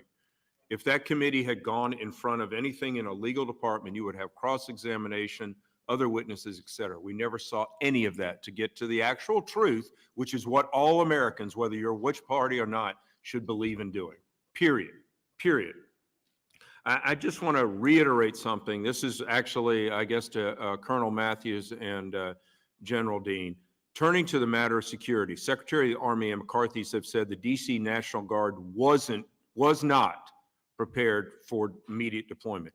Do you agree with that statement? That statement is false. We were prepared in many ways. We even had backup plans.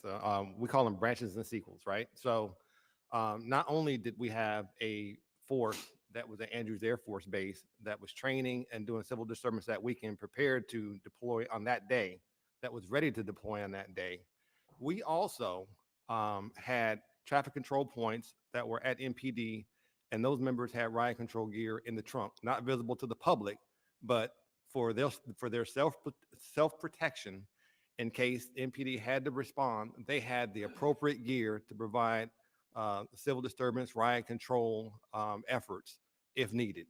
And so we had the capability, we had the planning, we had the know-how. So the question that I have is, so out of all the events, out of all the inaugurations the District of Columbia National Guard supported, out of all the NATO summits, out of all the IMF protests that we've had, the summer 2020, COVID, we were not able to respond to this. We're incapable. That's categorically false. I find it just, my time is short, but I just find it a slap in the face to all the good men and women who serve in our armed forces to say you're not prepared. A slap in the face. And because this guy wanted to save his butt with the hope of getting in the Biden administration. That's point blank what happened. Thank you, Mr. Chairman. I'll yield back. Gentleman yields back after consultation with Ms. Torres. We've agreed to do a second round of questioning, and I would recognize Ms. Torres for her additional 5 minutes of questioning. Thank you. The claim that somehow the Buckle up. subcommittee didn't investigate the National Guard response to the security failures at the Capitol on January 6th is inconsistent with the facts.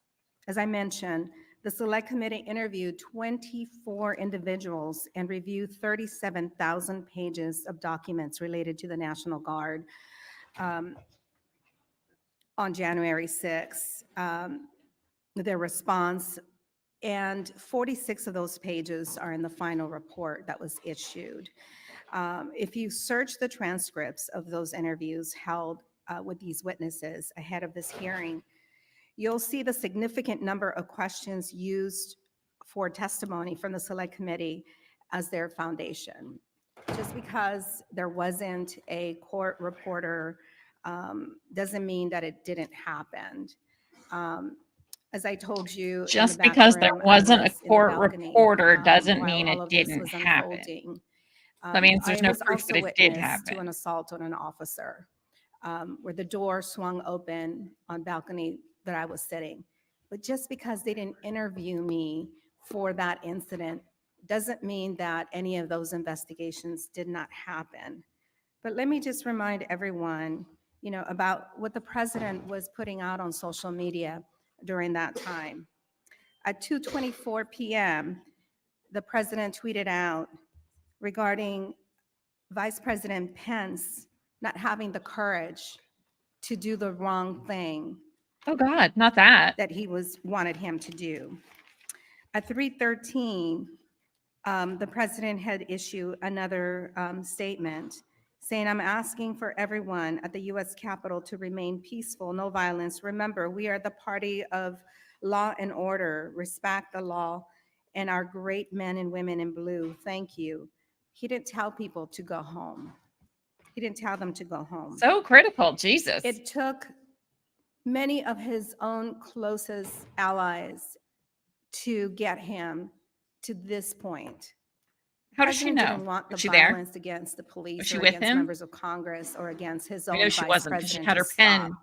ready to Truth defend is, herself. He wanted the violence to continue until he could take custody and continue to keep custody of his position.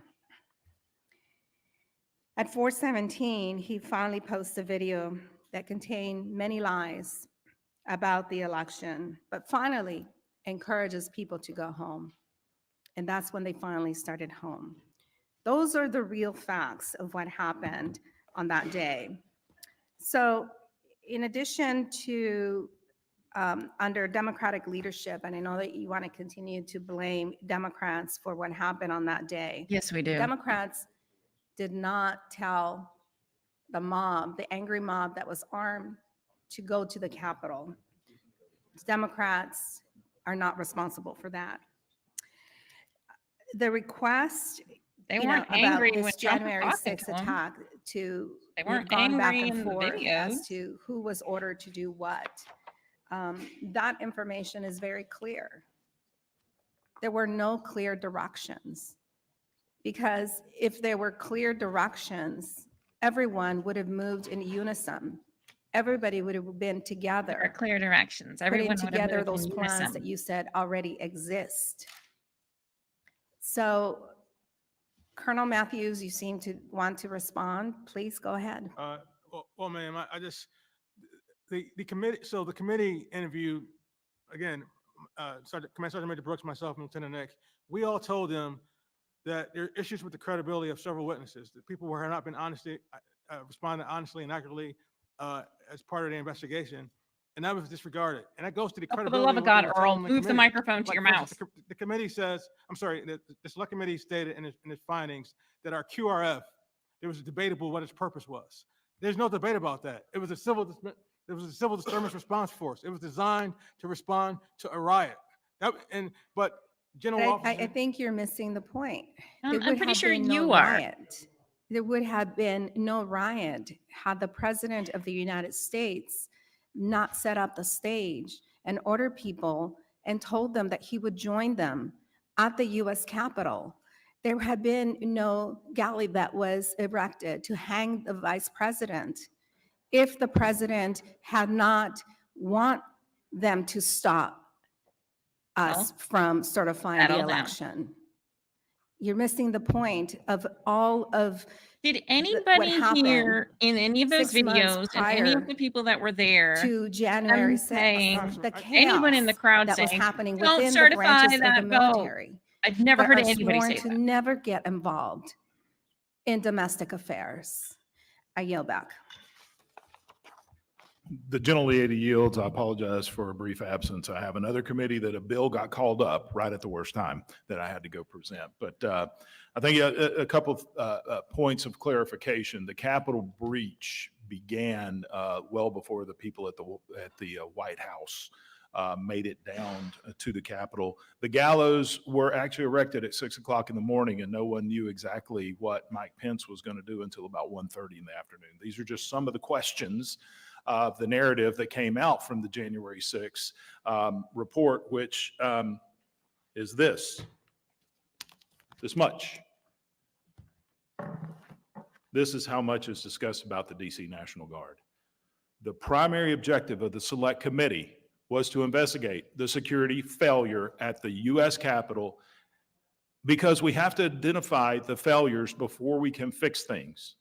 There was an entire team, the blue team, who was commissioned with doing that. I challenge anyone to look in here and find anything of substance from the blue team whatsoever. So this is why it's important that we do the oversight that is the job of Congress, and specifically the subcommittee, to look into what happened. This is clearly within the security failure of the Capitol. This should not be political. This should not be biased in one way or the other. Regardless of who was coming to the Capitol, regardless of who broke into the Capitol, that should have never happened. There should have been no breach of this Capitol. The resources are here. And the idea that the New Jersey National Guard would get here before our own National Guardsmen, whose job is to, as Colonel Matthews said, riot control, traffic control. This is their job, to come in and help defend this Capitol. And so, with that, I do have a few questions here. The DOD-IG report alleges that DOD officials did not delay or obstruct a response to the Capitol.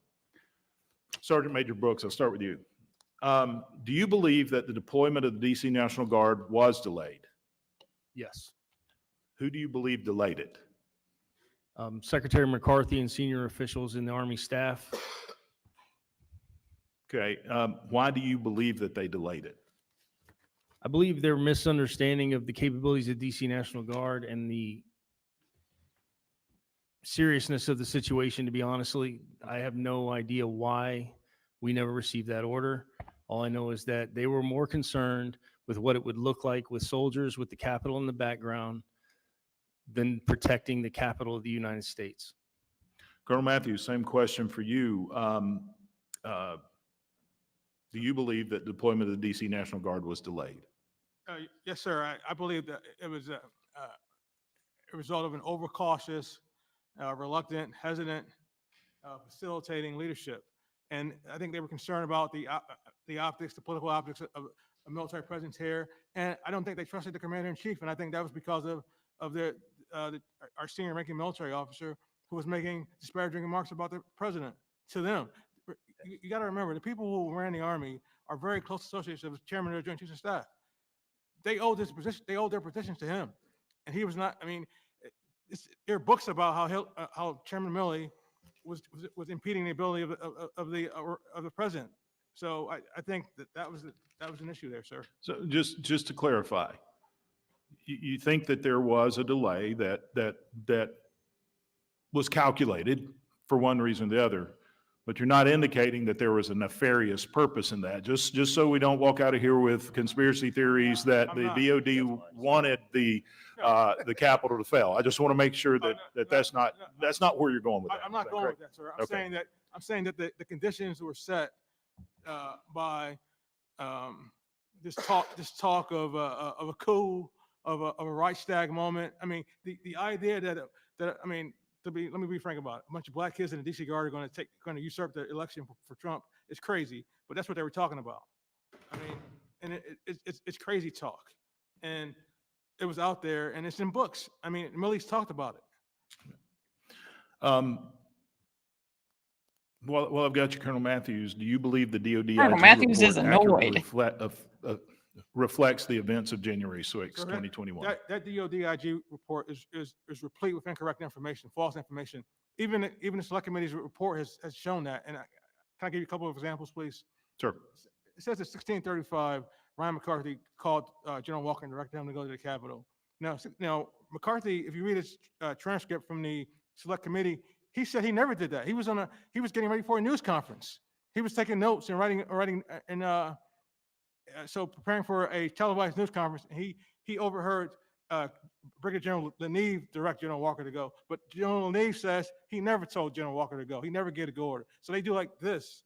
They point in each other's directions and say so. But the DOD IG puts it in. Then they claim that they had to call Walker again at 1700, like 25 minutes later, and direct him to go. That's an absolute falsehood. McCarthy was in a televised press conference. Mr. Storch, the DOD Inspector General, has an obligation to correct the record for, I mean, where does he go? Where does General Walker go to get his reputation back? I mean, you smeared this man by anonymous sources, and we're talking about general officers in the Army who were bitter because of Walker's testimony in March before the Senate.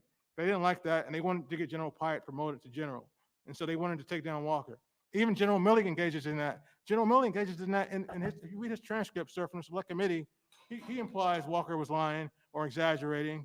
And everything General Milley says in his transcribed interview from the committee is incorrect, and the committee staff had to know it. So let me just clarify something here. General Walker did testify under oath to the Select Committee. Is that correct? Correct. Yes, he did. The implication of the DOD IG report is that General Walker falsely testified. Is that fair?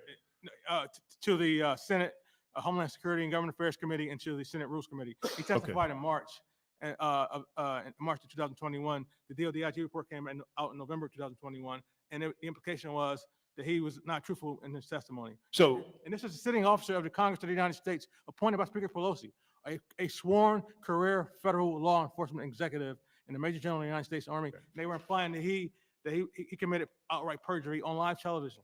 So, and I took exception to that. You know, I wrote my memo, sir. I wasn't working for General Walker. I had nothing to gain from that, but it was the right thing to do. This man was responsible for all of your personal safety. He was smeared by it, and okay. Let me reclaim my time. There's other questions I need to get to, but I just wanted to make sure that you understand that the implications of the DOD IG report is that General Walker falsified testimony or was not truthful.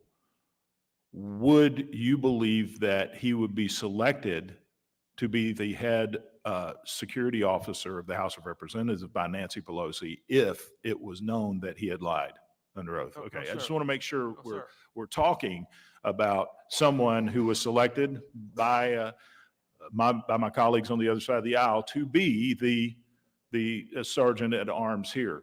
I'm just getting to the point. This is a bipartisan issue that we're talking about here. Let me move on real quickly.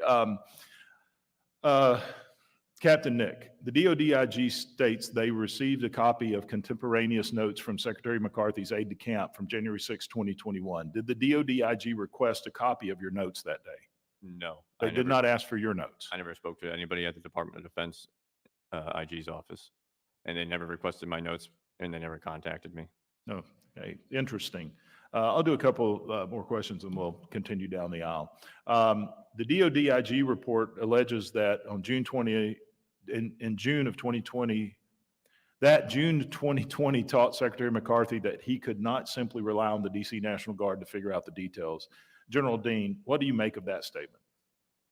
I think that he's unfamiliar with what the DC National Guard can actually do and its true capability.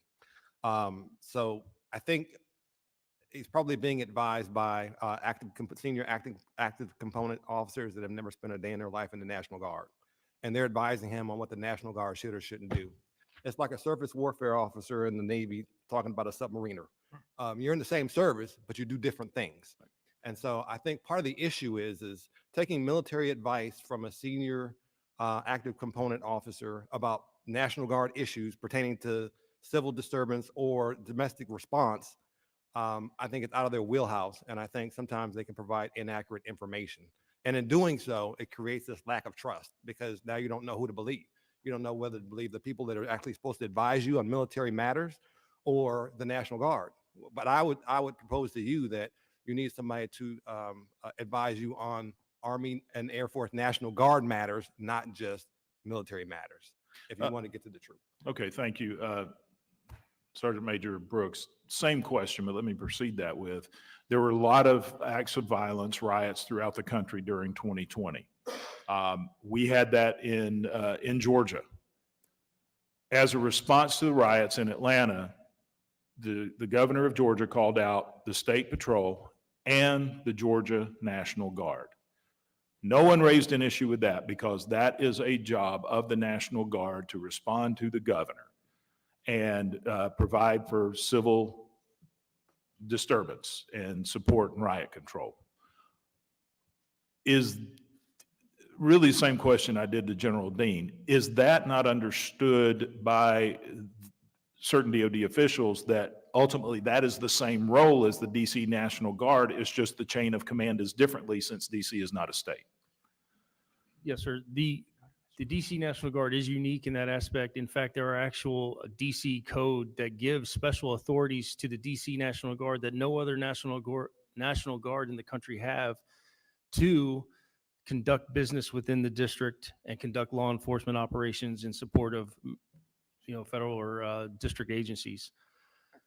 I believe that General Dean is absolutely accurate. I asked the question, where was the Chief of the National Guard Bureau in this when you were discussing Guard capabilities?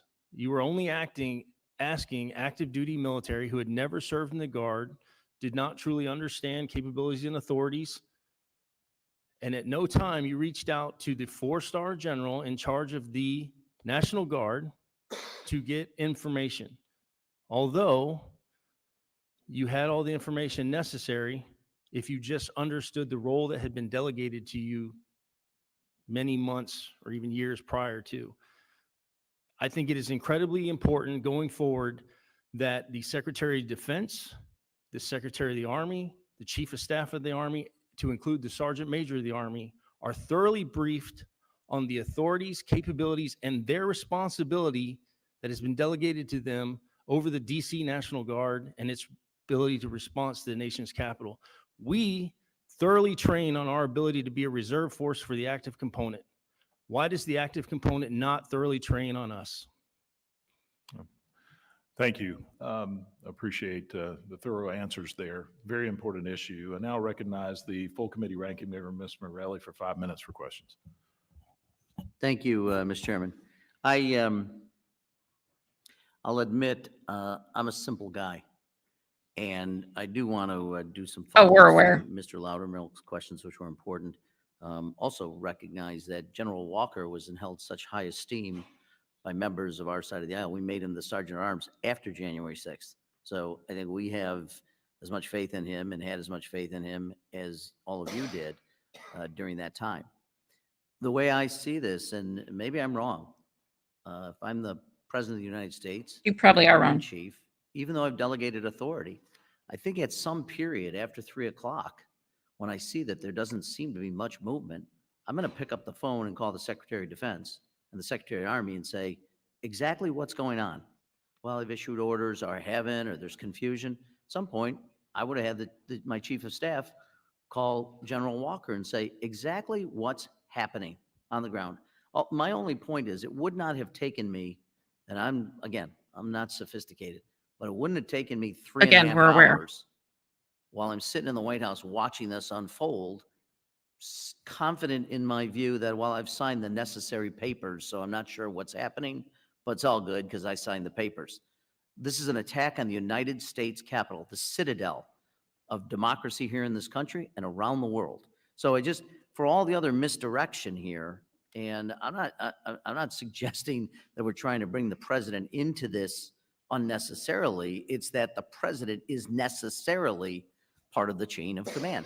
By the way, so is the Secretary of Defense, and so is the Secretary of the Army. So I'm not absolving them. They clearly had direct line responsibility to make sure this happened. And at some point, when this is going on, in the midst of the chaos, if only a few minutes goes by and something's not happening, I'm picking up the damn phone. I'm going to find out exactly what's going on.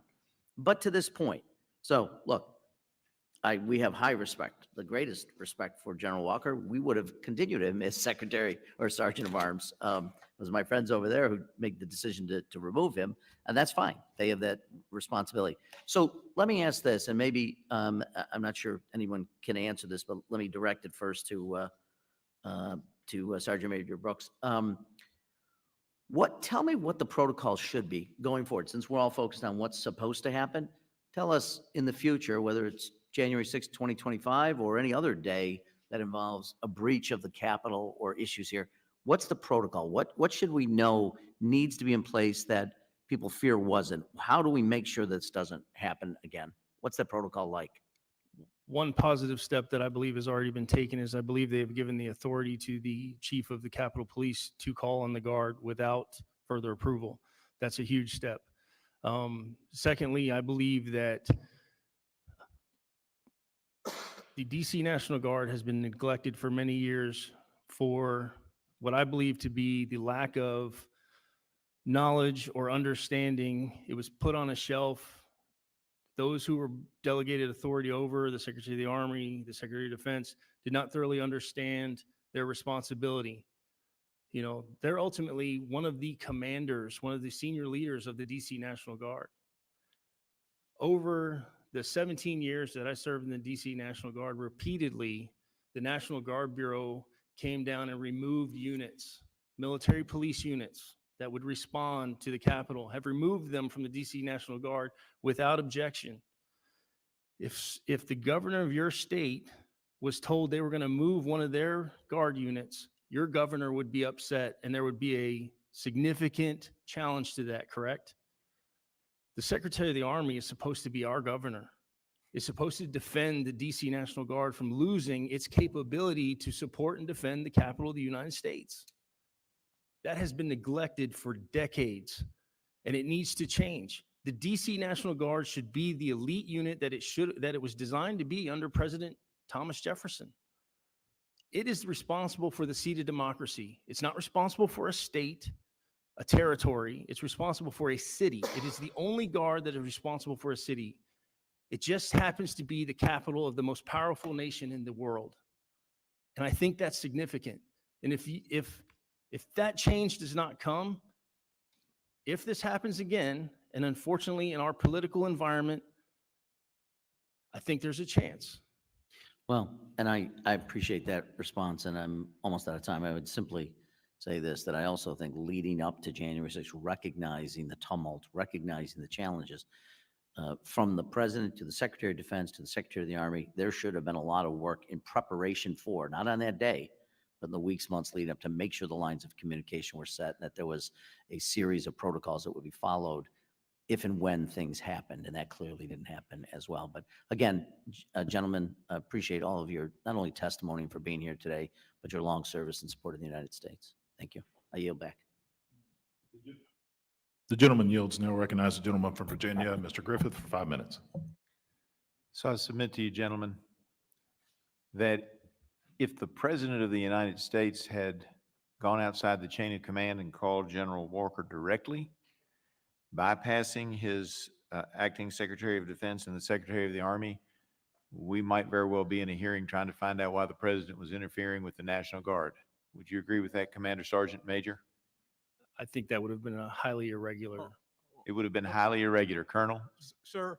Yes, you sir. gotta keep in mind, during that time, they were talking about the president improperly using the military, and they wanted to take precautions against that use. So they wanted to have it both ways, to say he didn't call, but if he would have called, they would have said he was trying to interfere with the chain of command. So That's exactly what I was hearing, and I just wanted to make sure we had it on the record. I put on the record previously in my previous line of questions that all of you were there with Major General William Walker from 1:49 p.m. through 5:55 p.m. During that time period, we've already established that he didn't receive any calls from Secretary McCarthy, but did he try to reach out to Secretary McCarthy during that time frame? Did you all witness any attempts by him to reach out? Yes. Not that I'm saying it's his duty, I'm just asking for facts. Captain? Yes, sir. I witnessed General Walker attempting to reach out to the Secretary's office multiple times. Multiple times? Yes, sir. yeah, sir. Yes, sir. Colonel? In fairness to Secretary McCarthy, and I wrote a memo and I said he was incommunicado. And I wasn't taking a shot at him there. I was saying the Pentagon is a big building. Cell phones don't work. If you're in a skiff in the Pentagon, you're not going to be reachable by cell phone. And if he's in a skiff with the chairman or with the Secretary of the Defense, it's reasonable he will not be able to be reached except through his front office, and the aide goes back and relays information. So I gave Secretary McCarthy the benefit of the doubt there. And I appreciate that and appreciate you bringing, look, we're just trying to get the facts. Yeah. Brigadier General, my understanding is that you would have been second in command behind Major General Walker. Is that correct? That is correct. And if for some reason, because we heard earlier that as a part of the DOD IG report that that there were attempts to reach General Walker, which you all said didn't happen. But let's assume for the sake of argument that they couldn't reach him for some unknown reason. Wouldn't the proper move then have been to call you in this case of an emergency where orders have been given to activate the National Guard? That is correct. And it's interesting because the report says, and I'm not a military man, so y'all bear with me. I may be asking something that y'all all know and I don't. And that is that the Major General Walker indicated that he had called to initiate movement. Now, I understand there wasn't a call, but what does initiate movement mean? Does that mean to get into to go lend assistance? What exactly does that mean, Brigadier General Dean? Initiate movement means that you actually give the order for a force to move. So in this case, it would have been our QRF or any force that was qualified to do civil disturbance. You give them the So order that would have been the order to head to the Capitol That would and have been the lend order to move, assistance. yes. Okay. I mean, that's why I asked. I wanted to know. And Captain Nick, I think this is in the record, but let's just get it out there again. What time did the DC National Guard learn that they were authorized to deploy to the Capitol?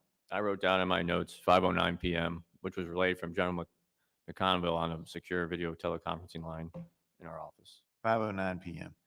Now, they've asked if the president, the questions from the other side indicated the president, if there wasn't any action, should have jumped the chain of command and called General Walker. But if you are Pyatt or Flynn, and you knew that there was supposed to be a deployment or initiate the move, wouldn't you have reached out to somebody if you couldn't get a hold of Walker? And I understand they were on the call the whole time, but wouldn't they have been able to properly call Brigadier General Dean? I'll let anybody answer, but Yes, sir. yes, sir. Sergeant. Yes, sir. I Sergeant Major. think we miss a key point in all of this conversation when we're talking about who and what, when we go back to the significant fact that the only reason why we are here today is because Secretary McCarthy, in his approval letter, removed Major General's ability to execute his immediate response authority. Secretary McCarthy changed the memo from Secretary of Defense to the Secretary of the Army. The one that we got from Secretary McCarthy stated that Major General Walker could not deploy the QRF without the Secretary of Army's explicit order. I will just clarify, the term immediate response there is probably using it correctly in this instance. Emergency response. Yeah, so, but correct. Yeah. And, I just and wanna when be was, clear, 'cause, you know. and when was that memo or order given to not do anything without the direct call from the Secretary of the Army? January 5th or 4th, I think the memos that. signed Several the days 5th. before January 6th. 5th, sir, yes, sir. All right. I appreciate your questions. I appreciate you all. Thank you very much for your courage to be here today. I know that it's got to put you all under a lot of stress. I yield back. Gentleman yields. Now recognize the gentleman from New York, Mr. D'Esposito, for 5 minutes. Thank you, Mr. Chairman. Sergeant Major Brooks, at the time you were the most senior non-commissioned officer in the organization. Can you share briefly what was happening at the DC Armory between 3 p.m. and 5 p.m. on January 6th? Immediately upon receiving the 149 call from Chief Son, we, the DC National Guard, on our own accord, initiated movement from the QRF from Air Force, Andrews Air Force Base to the Armory. So they were there. We were then taking the soldiers that were coming in for the second shift that were already at the Armory. We had geared them, fully kitted them with riot control gear. We had moved our transportation onto the Armory drill floor so that not to arouse any public awareness of what was actually going on.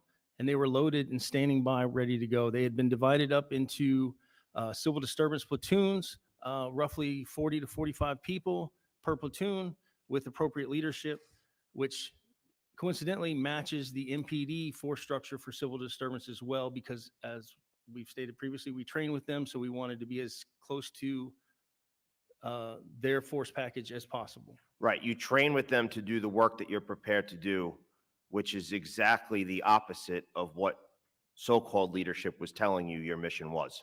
Yes, but I think they like to say this untrained, and they point to us conducting him training, and some soldiers or airmen may have had their first experience of training.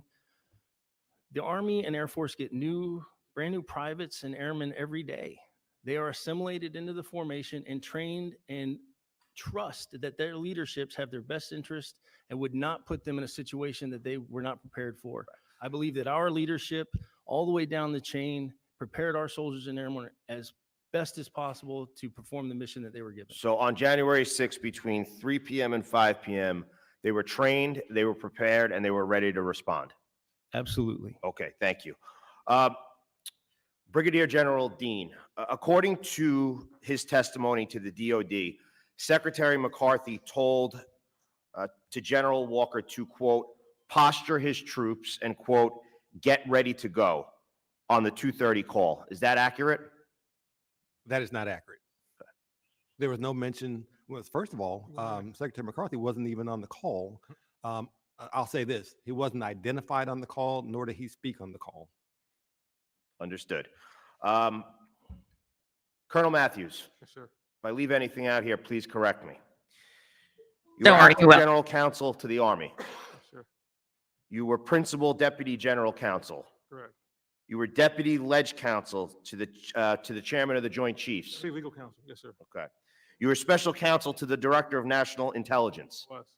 You served this country faithfully in combat in both Iraq and Afghanistan. I did, sir. You're a Nova grad. Yes, sir. All right. And you're a Harvard Law grad. Don't hold it against me. Pretty well accomplished. Let me ask you a question. You have 1 minute and 40 seconds, sir. Can you move the You microphone were in closer? charge on January 6th. Tell me your plan and what you would have done differently. In charge of the DC Guard, the Army, the what, or what? You could have made any decision necessary in order to keep this place safe.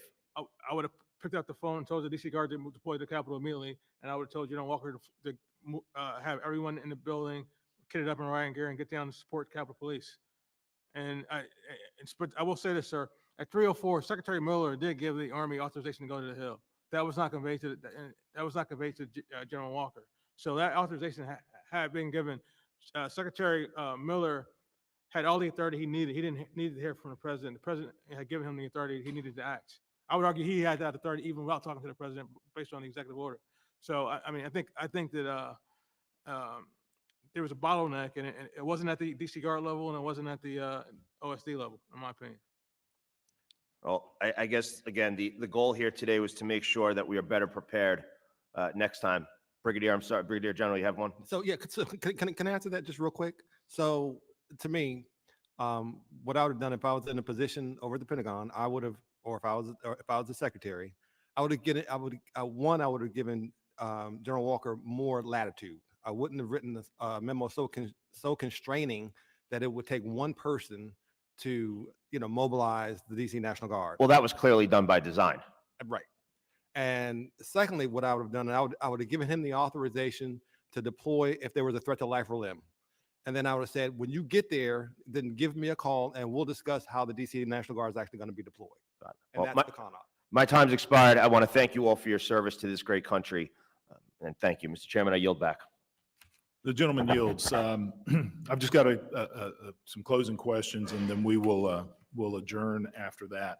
I just want to do a quick review before I ask these last couple of questions. From the information that we obtained from the Select Committee on January 6th, transcribed interviews, logs from DoD officials, we have a timeline of the authorization process of the National Guard. We know on January 3rd that President Trump ordered that the Guard be readied for potential deployment based on intelligence that had been received.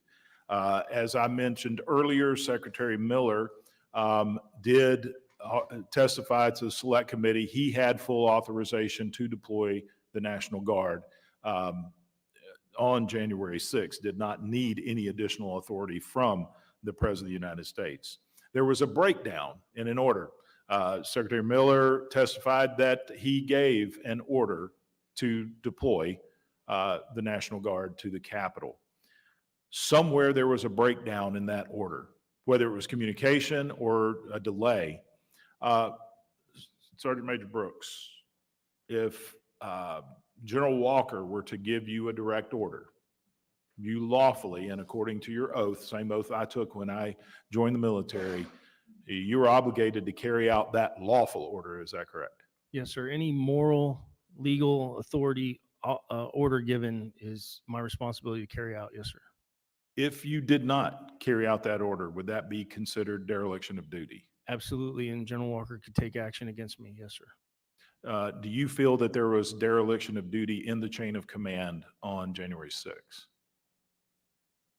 Not within the DC National Guard, sir, but from higher levels, yes, sir. I do believe that senior officials within the Secretary of the Army and senior officials in the Army staff were derelict in relaying the authorization from Secretary Miller down to the appropriate level of execution, which would have been Major General Walker, sir. Okay. Thank you. I know that's hard. It's a difficult question, and I apologize for that. But to get to the truth, we need to know what really happened. While we're here, and this is open to anyone that can answer this appropriately, and maybe I'll direct it to General Dean to start with.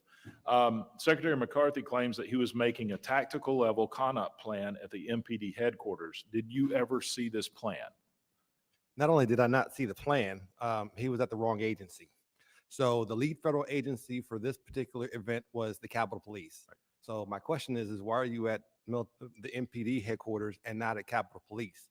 Because the Capitol Police has responsibility for the security of the Capitol. Okay, that was my follow-up question, because the deployment was to the Capitol. So did General Walker ever discuss a plan with anyone? Yes. Okay, Sergeant Brooks. Oh, Or, yes, or sir. who? I'm sorry, whoever. Was that you? Okay, I'm sorry, Colonel. Yes, sir. If the plan was get your riot gear on and get on the bus and go support Chief Stephen's son at the Capitol. Take orders from any white shirt or senior officer in the Capitol Police Department. That was the plan. That's what we did. That's what we eventually did. Okay, so and we have Chief Sund here. Thank you for attending today, Chief, and for your service. Once the National Guard deploys, you become under the authority of the U.S. Capitol Police. You're sworn in then, right? You're officers of the U.S. Capitol Police. So your operation plan, in reality, I guess, is get from here to there, get sworn in, and do whatever Chief Son tells you. Is that a good summary of it? Follow lawful order, sir. So the DC Guard never acts independently. We always take direction from civil authority. So we work for somebody Right. in the civilian side. So we would have taken direction from, that's what we did during the summer of 2020. We worked for the MPD all over the city, responding to riots in the city, or for the Secret Service Police or Park Police. Okay, so just make sure I understand, there was a discussion of an op plan, very simple op plan, get on the bus, get to the Capitol, get sworn in and get to work. That's the extent of really an op plan that you need. Is that what you're saying? Sir, I Sergeant think Brooks? Yes, due to our normal planning operations, we already had a rally point identified for the soldiers who are on traffic control points within the city. All we had to do was communicate to those service members to rally at that point, don your riot gear. Everyone else at the armory would have been donning their riot gear and moving towards their direction. Exactly as Colonel Matthews mentioned, once we arrived, we fall under, it's called defense support to civil authorities. Once we arrive, we fall under we are supporting the civil authority. In this case, the Capitol Police would have given us direction on where to be and what to do. Okay, thank you. This is my last question. And again, General Dean, I'll start with you since you were the senior member that would have been there at the time. The order that finally came at what time was it again? 5:09. Captain Nick, 5:09? Correct. I wrote 509 down in Okay. my wheel book. General Dean, at 5:09, did Secretary McCarthy give General Walker the order at that time? If not, can you explain how you got the order? My understanding is that General McConville actually gave the order, but he said he received it from Secretary McCarthy. And General Walker in turn told me, and I in turn told the Quick Response Force, it's time to move. Okay. Sir, Anybody else? Sir, I was sitting right next to General Walker in the conference room in the BTC when General McConville was not in the chain of command, so it wasn't his order. He was conveying an order that we were authorized to go, and I was told that it came from not from Secretary McCarthy, but from Secretary Miller, that we had the authorization to go. That's what I was told at the time. And so this claim that Secretary McCarthy called General Walker obviously was not true, because as Secretary McCarthy has stated, it was not true. He did not call General Walker. And the way we got it was relayed via VTC, a video teleconference. Okay, so somebody called you up on video teleconference to give you that order Oh, then? no. The conference was ongoing. It was running. And General McConville, Chief of Staff of the Army, happened to be on a conference talking to us. He mentioned that we had the authorization to go. Okay, so he just was like, what are y'all doing still here? You're supposed to go? Or? No, he claims that, but that's not what happened, sir. Okay. Someone in the back of the room said, oh, these guys are good to go now? You're good to go? He said, we're good to go. He claimed later that he asked General Walker, why are you still here? You already have the authority. That was not the case. General Walker did not. He implied that Walker had the authority, 1635 from McCarthy. He was just hanging out on the BTC while twiddling his thumbs while the city was okay in a riot condition. Thank you, Mr. Chairman. Yes, absolutely. Can I add that it all doesn't make sense if you follow this through the chain, because if Major General Walker had been told numerous times, had been given a lawful order to do something, why was there never an action taken against Major General Walker for dereliction of duty or refusing a lawful order? There never was. There was never even an inkling of charging him with anything. So that whole narrative that we were just sitting around waiting is false. It's disrespectful to the men and women that did that job to think that we just sat and waited while the Capitol was under attack. Sir, I might point out, Walker told me that he wanted to send him anyway and resign. And I asked him not to do that. I said, sir, don't do that. Wait for the order. He actually told me the same thing. So he said, he asked me, he said, should I send them? Should I send them? Should I send them? I'm going to send them. I said, don't send them. You didn't get the order. It's in writing that you can't send them. Don't send them. Okay. I want to thank you all. I'm sorry. Okay, I'll do these and I'll recognize you for that. Do want to enter for the record a memorandum from the Secretary of the Army dated January 4th, 2021 as the employment guidance for the District of Columbia National Guard. Also, letter from the Secretary of the Army to Major General William Walker. dated January 1, 2021, recommending approval of the request of Mr. Christopher Rodriguez, Director of District Columbia Homeland Security Emergency Management, on behalf of, this is support of the civil authorities of District of Columbia. Without objection, so entered. I recognize the ranking member. Thank you, Chairman. I have a few items I'd like to enter to the record. Thank you. And I want to also acknowledge and say thank you to everyone that is here today. We know that the chaos at the Pentagon was caused by the Commander-in-Chief and the fear that he would involve the military in domestic political affairs. I want to enter into the record the following articles. A political article entitled "Trump Could Have Helped Response to the January 6th Riot, but Didn't," per new testimony. Without objection. A letter dated December 30th, 2022, and posted on the Select Committee website from the Select Committee to the General Counsel of the Department of Homeland Security related to the disposition of interview transcripts. Pages 99 to 101 of Acting Secretary of Defense Christopher Miller's interview with the Select Committee, an article from PolitiFact in which it declares the claim that the January 6th committee suppressed testimony from Anthony Ornado that proves former President Donald Trump pushed for 10,000 National Guard troops at the Capitol. A CNN article entitled "Trump's Defense Secretary Denies That There Were Orders to Have 10,000 Troops Ready to Deploy on January 6th. A Washington Post article entitled "The False GOP Claim That Pelosi Turned Down National Guard Before January 6th Attack." An email from Mark Meadows to John Acoth dated January 5th, 2021, in which he says that the National Guard will be activated so they can protect pro-Trump people. Appendix 2 of the Select Committee to investigate. Ooh, that was hard for her to get out. Final report. Pro-Trump summaries people. Of the many Capitol Police Inspector General reports requested by Democratic leadership of this committee last Congress. Without objection. Thank you.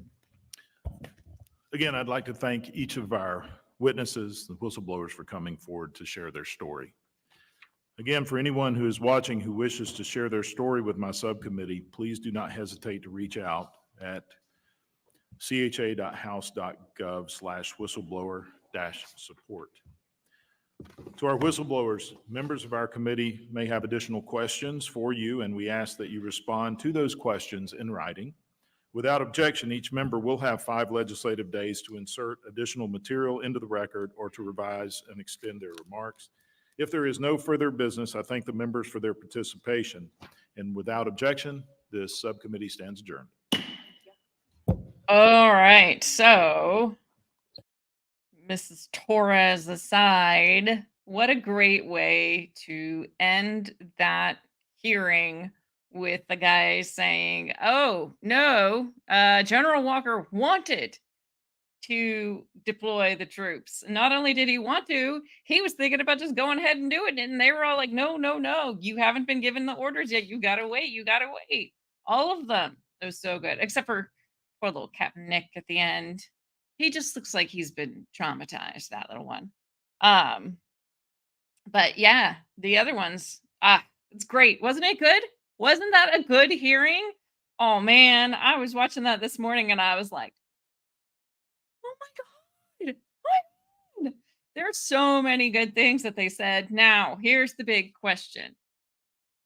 Is anything going to come of it? Anything? Only if people watch it, right? Only if people watch it. Thank you, Christopher. Yes, please do hit the like and spread the word on the channel, because you know why? Because people need to watch these things. You need to know what's going on and to really understand what is going on with our politicians. You need to hear what they're saying. Like, really hear what they're saying. Not just little tweets they're putting out, not just the things that you hear about in the news or on the news interviews that they have, that last like 2 minutes. No, listen to them in the hearings. Hear what they have to say in the moment when they're in the midst of it. It's not scripted. The truth comes out. And that's when you get a good idea of what these people are really all about. And you'll have a lot more respect for some of them and a lot less respect for most of them. Probably most of them. Yeah. And if you can sit and watch as many hearings as we do and walk away a Democrat, well, there's no chance for you. I'm sorry. You're simple. But I'm sure you're lovely. Yes, you do. You got to stay informed. Like, there's just no other way about it, right? Facts. I know, right? I have gotten to the point. I have gotten to the point, guys, where I'm like, just, you know what? Subtlety doesn't work with these people. It does not work. You have to just, you have to just say it like it is, you know? I've gotten jaded. Of course, I was never really the like soft and squishy emotional type kind of lady to begin with. So I have 5 brothers. I grew up around guys. So what are you going to do? Yeah. Someone tried on X. I love X so much. Like, yeah, it's a cesspool, but man, I love lately. I just say what I think and it's great. And yeah, someone the other day, it was completely unrelated, I think. I think the post was about immigration. And no, was it? Or was it about, maybe it might have been something about the protests. I probably said something about the protests because I was saying a lot of things about them. And someone just like slapped up some pictures of like dead Palestinian babies, and they were like, how could you look at this? This is how many children have been killed. This is how many women have been killed. And I was like, it's war. People die. Like, slapping up your pictures of dead babies isn't going to change my opinion. Thanks so much. See ya. Literally said something along those lines. It's probably not great. But you know why? Because if you sit there and you try to manipulate people, and that's how they get to people, right? They're playing on their heartstrings. I was like, sorry, I'm the wrong girl to be doing that too. But that's how they're getting to these suburban women and college-age kids by playing on their heartstrings and slapping up pictures of dead babies and like, look at this, the terrible things that they're doing. Completely forgetting to say that, oh, by the way, you're supporting a terrorist organization when you start protesting for us. Like you have to just, you got to take the emotion out of it. You have to. You just, when it comes to politics, you have to do it. What are you going to do? Yeah. The other side could do the same thing. And you know what? I was looking for dead Israeli babies, pictures of it to slap up and just like say the exact same thing. Try to find some. You can't. There's no pictures. They'll talk about it, and they'll talk about the things that happened and the kidnapping. Yep, the kidnappings and the sexual abuse and all that stuff. You can't find the pictures. I looked. I spent a while looking because I was determined. And no, I'm serious. You can't. It was like I Googled, I did DuckDuckGo.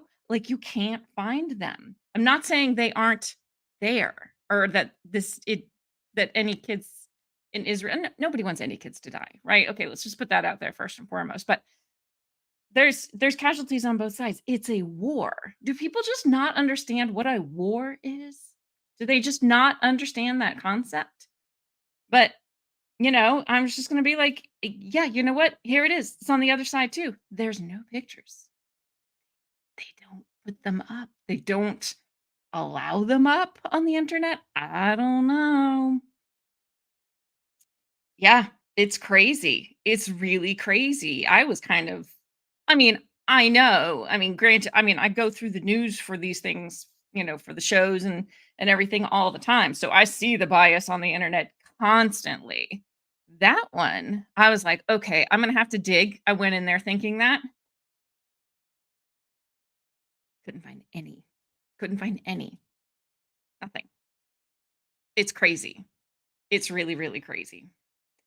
So, yeah, so much so they don't know. I know. And that's what I keep saying too, right? We're too far removed. Most Americans, unless you've either been in the military or you've had a weird childhood like me, any of us military brats who lived especially overseas. I was in Saudi Arabia for 6 years, so I know the Middle East very well. Um, yeah, most people are so sheltered. They're too far removed from real violence to truly understand it. And that's what really pisses me off about these pro-Palestinian protesters, because guaranteed 99.9% of them have never been overseas, unless, of course, they're actually Palestinian. But you know what I'm talking about. Like the white suburban moms and the college kids, like the liberal college kids that are all protesting, thinking they're doing, a humanitarian act. Uh, they have no idea the type of people they're protesting for. They have no idea the level of evil these terrorists are capable of. And I tell them time and time again, I said, you know what we should do? We should pick you all up, drop you off with your buddies at Hamas, or in Hamas, or with the Hamas people. It's not a place, you know what I mean. And go fight alongside them. Oh, and by the way, they hate you. You're their enemy. They don't give a shit that you're protesting for them. In fact, they'd probably hate you more, because they'd call you a traitor to your own country. Then they'd assault you and kill you. They don't understand. They don't get it. They don't get it. Crazy. It's crazy how anyone could support a terrorist organization like that. Absolutely insane. And the only thing I can say is they're just completely ignorant and brainwashed. They're just brainwashed. Out of any channel I watch, you definitely dig and are a young me. Well, I'll take that as a compliment. Thank you so much. All they learn in college is how. Yeah, it's crazy. Did you guys see? There was a pro-Palestinian, like, just weirdo, who came in. It was like at a medical school, and these were like medical students. And she came in, and she was like, I'm trying to remember where this was. It was probably out in California. But even the other like professors were kind of like, I don't know how this really happened. But she was going into a class for medical students and starts spouting off about why they should be supporting Palestine. Like, there was no correlation as to why she should even be in there. And yet the school allowed it. Yeah. Oh, they're just completely indoctrinating these kids. Completely. It's crazy. I don't agree with both sides. We should definitely not get involved. Yeah. I mean, could we possibly just mind our own business for once? Could we possibly? The only thing I can think of, and normally, you guys know me. Normally, I'm just like, no, just stay out of it. Stay out of it. It's none of our business. The only reason why I could see people who like, why people in America might be a little more tied to war with Israel is, one, there's a lot of Jewish people here, so obviously they're going to have that connection. But there's also a lot of Christians, and Christians also have that connection to Israel, and Muslims as well. That is kind of an epicenter for a lot of the for all of the Abrahamic faiths. So I can understand a little more why people would get feel a little more tied to it. But it's not our country. You're right. You're 100% right. I did. I turned 25. That's accurate. Yes. Oh, they have been fighting for thousands of years in that area of the world. Literally thousands of years. It's a hotbed, and I think it's just because, like I said, it's the center for so many religions. It's the only reason why I can understand why there's so many wars in that region. It's pretty crazy. That priest in Australia. Yeah, that was terrible. Oh, did you guys see that? He was in the middle of giving a sermon and some crazy guy with a knife comes running up and stabs him a bunch of times. And it's in Australia, so you get the big Australian guys running up and tackling him, which was awesome. Couldn't have guns because it's Australia now, but which is crazy. You would think Australia could have guns, but no. But yeah, they got him and the priest survived. He's fine. He did get stabbed quite a few times. And the guy was crazy. Like they had a picture of him. One of the guys had like one of those big Australian guys had tackled him and he just like had him like pushed down, like holding him there for the police. And they take a picture of the stabber guy's face and he's like smiling like a psycho. Like you just want to stomp his face when you see the picture. How would the U.S. get new weapons if the U.S. stayed out of it? Good point. Good point. Oh, I'm not saying they don't have their reasons for wanting to do it. Oh, I'm well aware of the benefits that they get. Yes. We are guilty by association. We've been feeding billions into Israel for 80 years. Yeah. Yeah. I mean, we do work very closely with Israel on a lot of things, but there's no stabbing the knife. Yeah, he did get some wounds from it. He was in the hospital. Maybe he didn't stab him as many times as he thought, but yeah, no, the priest did. It was nothing serious, but yeah, he did get stabbed sometime. He did get stabs. Oh, really? Interesting. Guess what I found out? Arabs are classified as white. Yeah, a lot of them are very white. I mean, at least in Saudi Arabia, I can speak for that. Oh yeah, it's like the full gamut. People like super white and people super dark are classified as white. So radical Muslims can be called right-wing religious nuts. Anybody else have trouble with the term right-wing? Oh my gosh. Let's see. Do you think most folks really understand religion in different cultures? Everyone should definitely explore the world. I think they don't.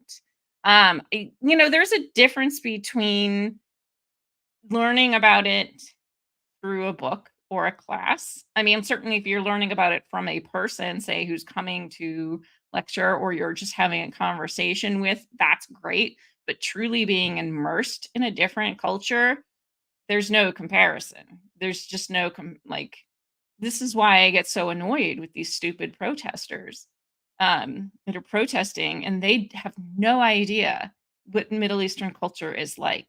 I mean, I loved it there. Don't get me wrong. I loved it. It's amazing. It's a beautiful culture, but it's violent. It can be violent. Not everybody. Some, don't get me wrong. Some Middle Easterners, lovely, absolutely lovely. Most of them, lovely people. But the terrorist organizations, that's what I'm talking about. Violent to an extreme that Americans can't fathom. Violent. Yeah, it's crazy. And those are the people they're helping. They're trying to help out. NATO, aka the US, yep, has been wanting a reason to put new bases on that side of the pond since they were forced out of Germany. Mexicans are also classified as white as well. Isn't that interesting? Well, aren't we just learning about races today? Welcome to Races on Rebellious 1776. The Quran says Christians and Jews are enemies to Muslims. Yeah, I think, now I don't know the Quran. I mean, I had to take, when we were going to school there, we had to take Arabic classes. So I took 6 years of Arabic and we also had to learn about history and Islam. The history there was for Saudi Arabia, which is fascinating history. But I don't know a ton about the Quran. I just know kind of the basics. I know like radical Islam, yes, but like the mainstream people never had they didn't have any hatred towards Christians. Jews, yes, 100%. Yeah, there's definitely an issue there for sure. I live next to Dearborn. Oh, so you had the guy, what's his name? Turek. What's his name? I can't think of it now. who was chanting death to America a couple weeks ago. Yeah, it's at least 80% Arab with mosques everywhere. Yeah. They say it's a white city. Lots of white guys named Ali. Yeah. Oh, I'm sure. Yeah. I mean, a lot of Arabs are very, very light skinned. That's true. Yeah. That's why El Paso is safe. All white people. Yeah. It's very safe. Also because it's on the border. Don't forget. That's why it's safe. Yeah. Americans don't go outside. They really don't. They really don't. They just like to talk and protest and pronounce and say that, yeah, they know, but most have no idea. Yeah. Yeah. I mean, I have nothing against Muslims. I know a lot of wonderful, wonderful Muslims. Yeah, fantastic. I like I said, I loved it over there. I love the Middle East. The history is like unbelievable. Yeah, and I love the desert over there. That was my childhood. Most of my childhood was over there. So it's beautiful over there. I like it. I like the desert. They love this country and want to be successful. They don't care where they came. They don't care for where they came from. It's that bad. Yeah, there are, like I said, there's a lot of brutality that still happens over there. So yeah, there's good and bad, just like everywhere else, I think, right? Came back in time, Chris. You made it. Yay, we're still here. Yeah, it always boils down to the government, not the people. Yes, for real, right? That's what we say in the Hurley household. I love my country, but not my government. Yeah, it's terrible. We do have the Chris trifecta. We got the 3 Chris's in the house. That's awesome. Oh my gosh. And then, okay, so because we talked about the impeachment. Did you hear yesterday in New York, in New York City, they held like a city council meeting, I think it was, something along those lines. And hundreds of immigrants lined up to talk because, I mean, they were just like lines outside to talk because they are supposedly moving them from hotels to shelters. They're making shelters for them now, and the immigrants are not happy about this. They want to remain in the luxury hotels. They're still complaining about the food they're getting for free, saying it's not good food, it's not very good. And calling it racism and xenophobia, that they have to be moved to shelters and they can't stay in these luxury hotels and they're not giving good food. Excuse me? Excuse me? I wish I had been there. I wish I had been in that meeting and I would have said, gather around, ladies and gentlemen, and others, however you identify. Welcome to America. You want to be treated like American citizens? Here we go. You have no place? Find a shelter. That's what American citizens have to do. They aren't given hotel rooms. You have no job? Might want to start begging for money. That's what Americans do. No food? Can't afford to buy food? Go find a soup kitchen. You could probably get yourself 1 meal a day. That's what Americans have to do. No health insurance? Ooh, cross your fingers that you don't get sick. Welcome to America. And that would be it. That's it. That's what you get. That's what you get. That's what it's actually like to be an American. When are we getting these handouts? We're not. We're not. It's ridiculous. It is ridiculous. Luxury hotel rooms here in LA for the homeless. For the homeless? Like the actual homeless or the illegal immigrants? Because I'll tell you what, I'd much rather pay for the homeless citizens than the illegal immigrants.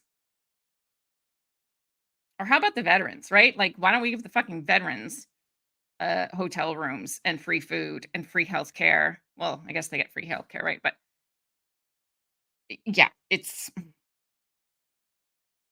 Yeah, exactly, Chris. Kind of like how the refugees in Europe complaining about the quality of the free cell phones they got. Yeah. Oh, and I also would say at the end of my welcome speech to them, the end of that welcoming speech, I would say,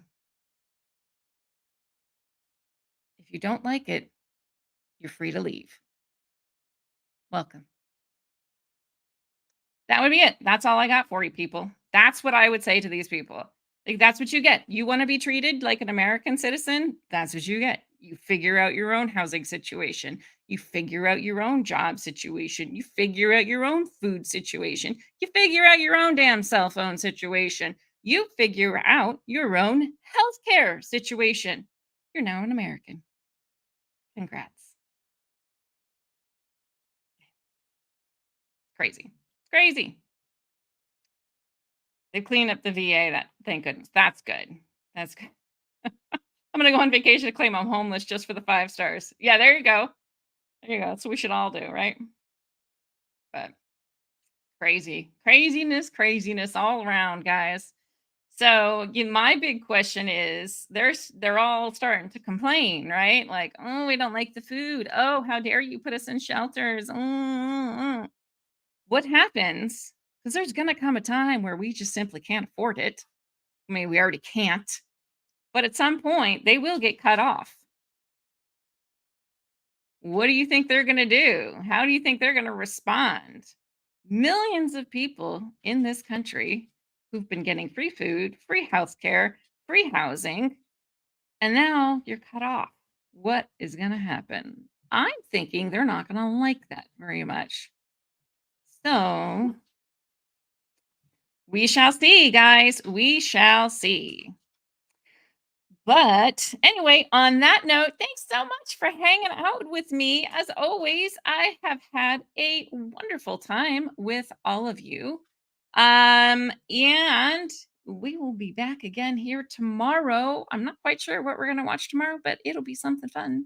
So there was a really good hearing today. I got to look and see what's on tomorrow, but there was another really good hearing today about China. And you know how I love the Chinese, the China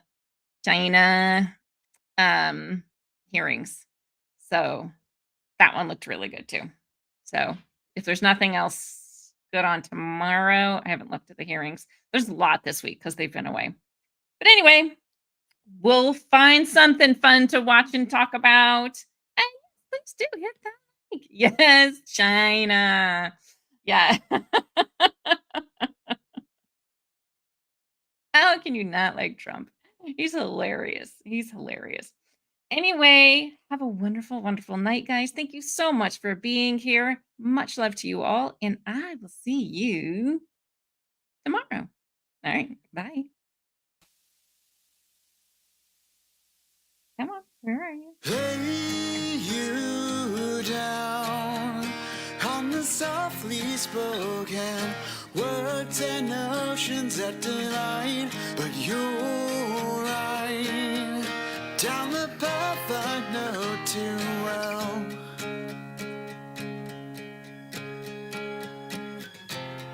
You're right,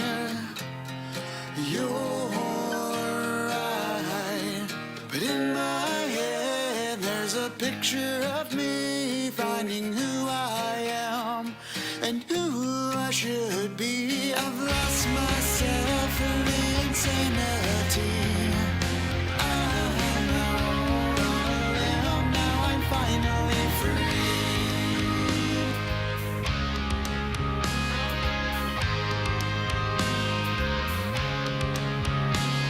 Slow me down, though the past is broken.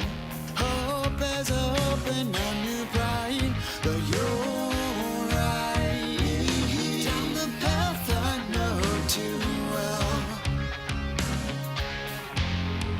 You're right.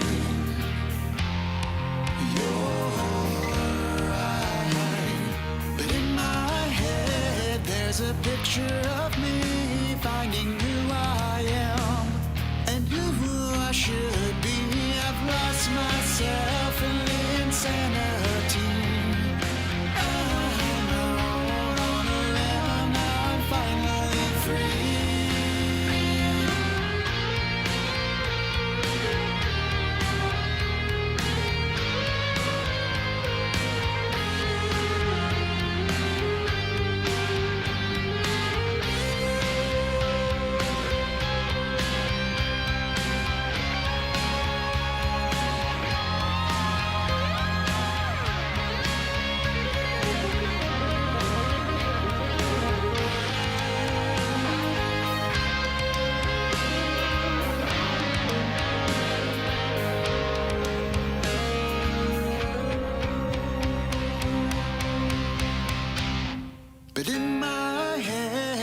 There's a picture of me finding who I am and who I should be. I've lost myself in the insanity.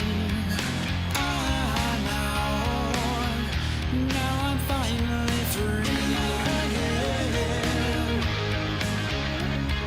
I'm out on a limb.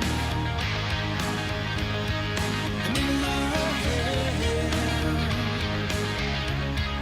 I'm out on a limb. And in my head, I'm out on a limb.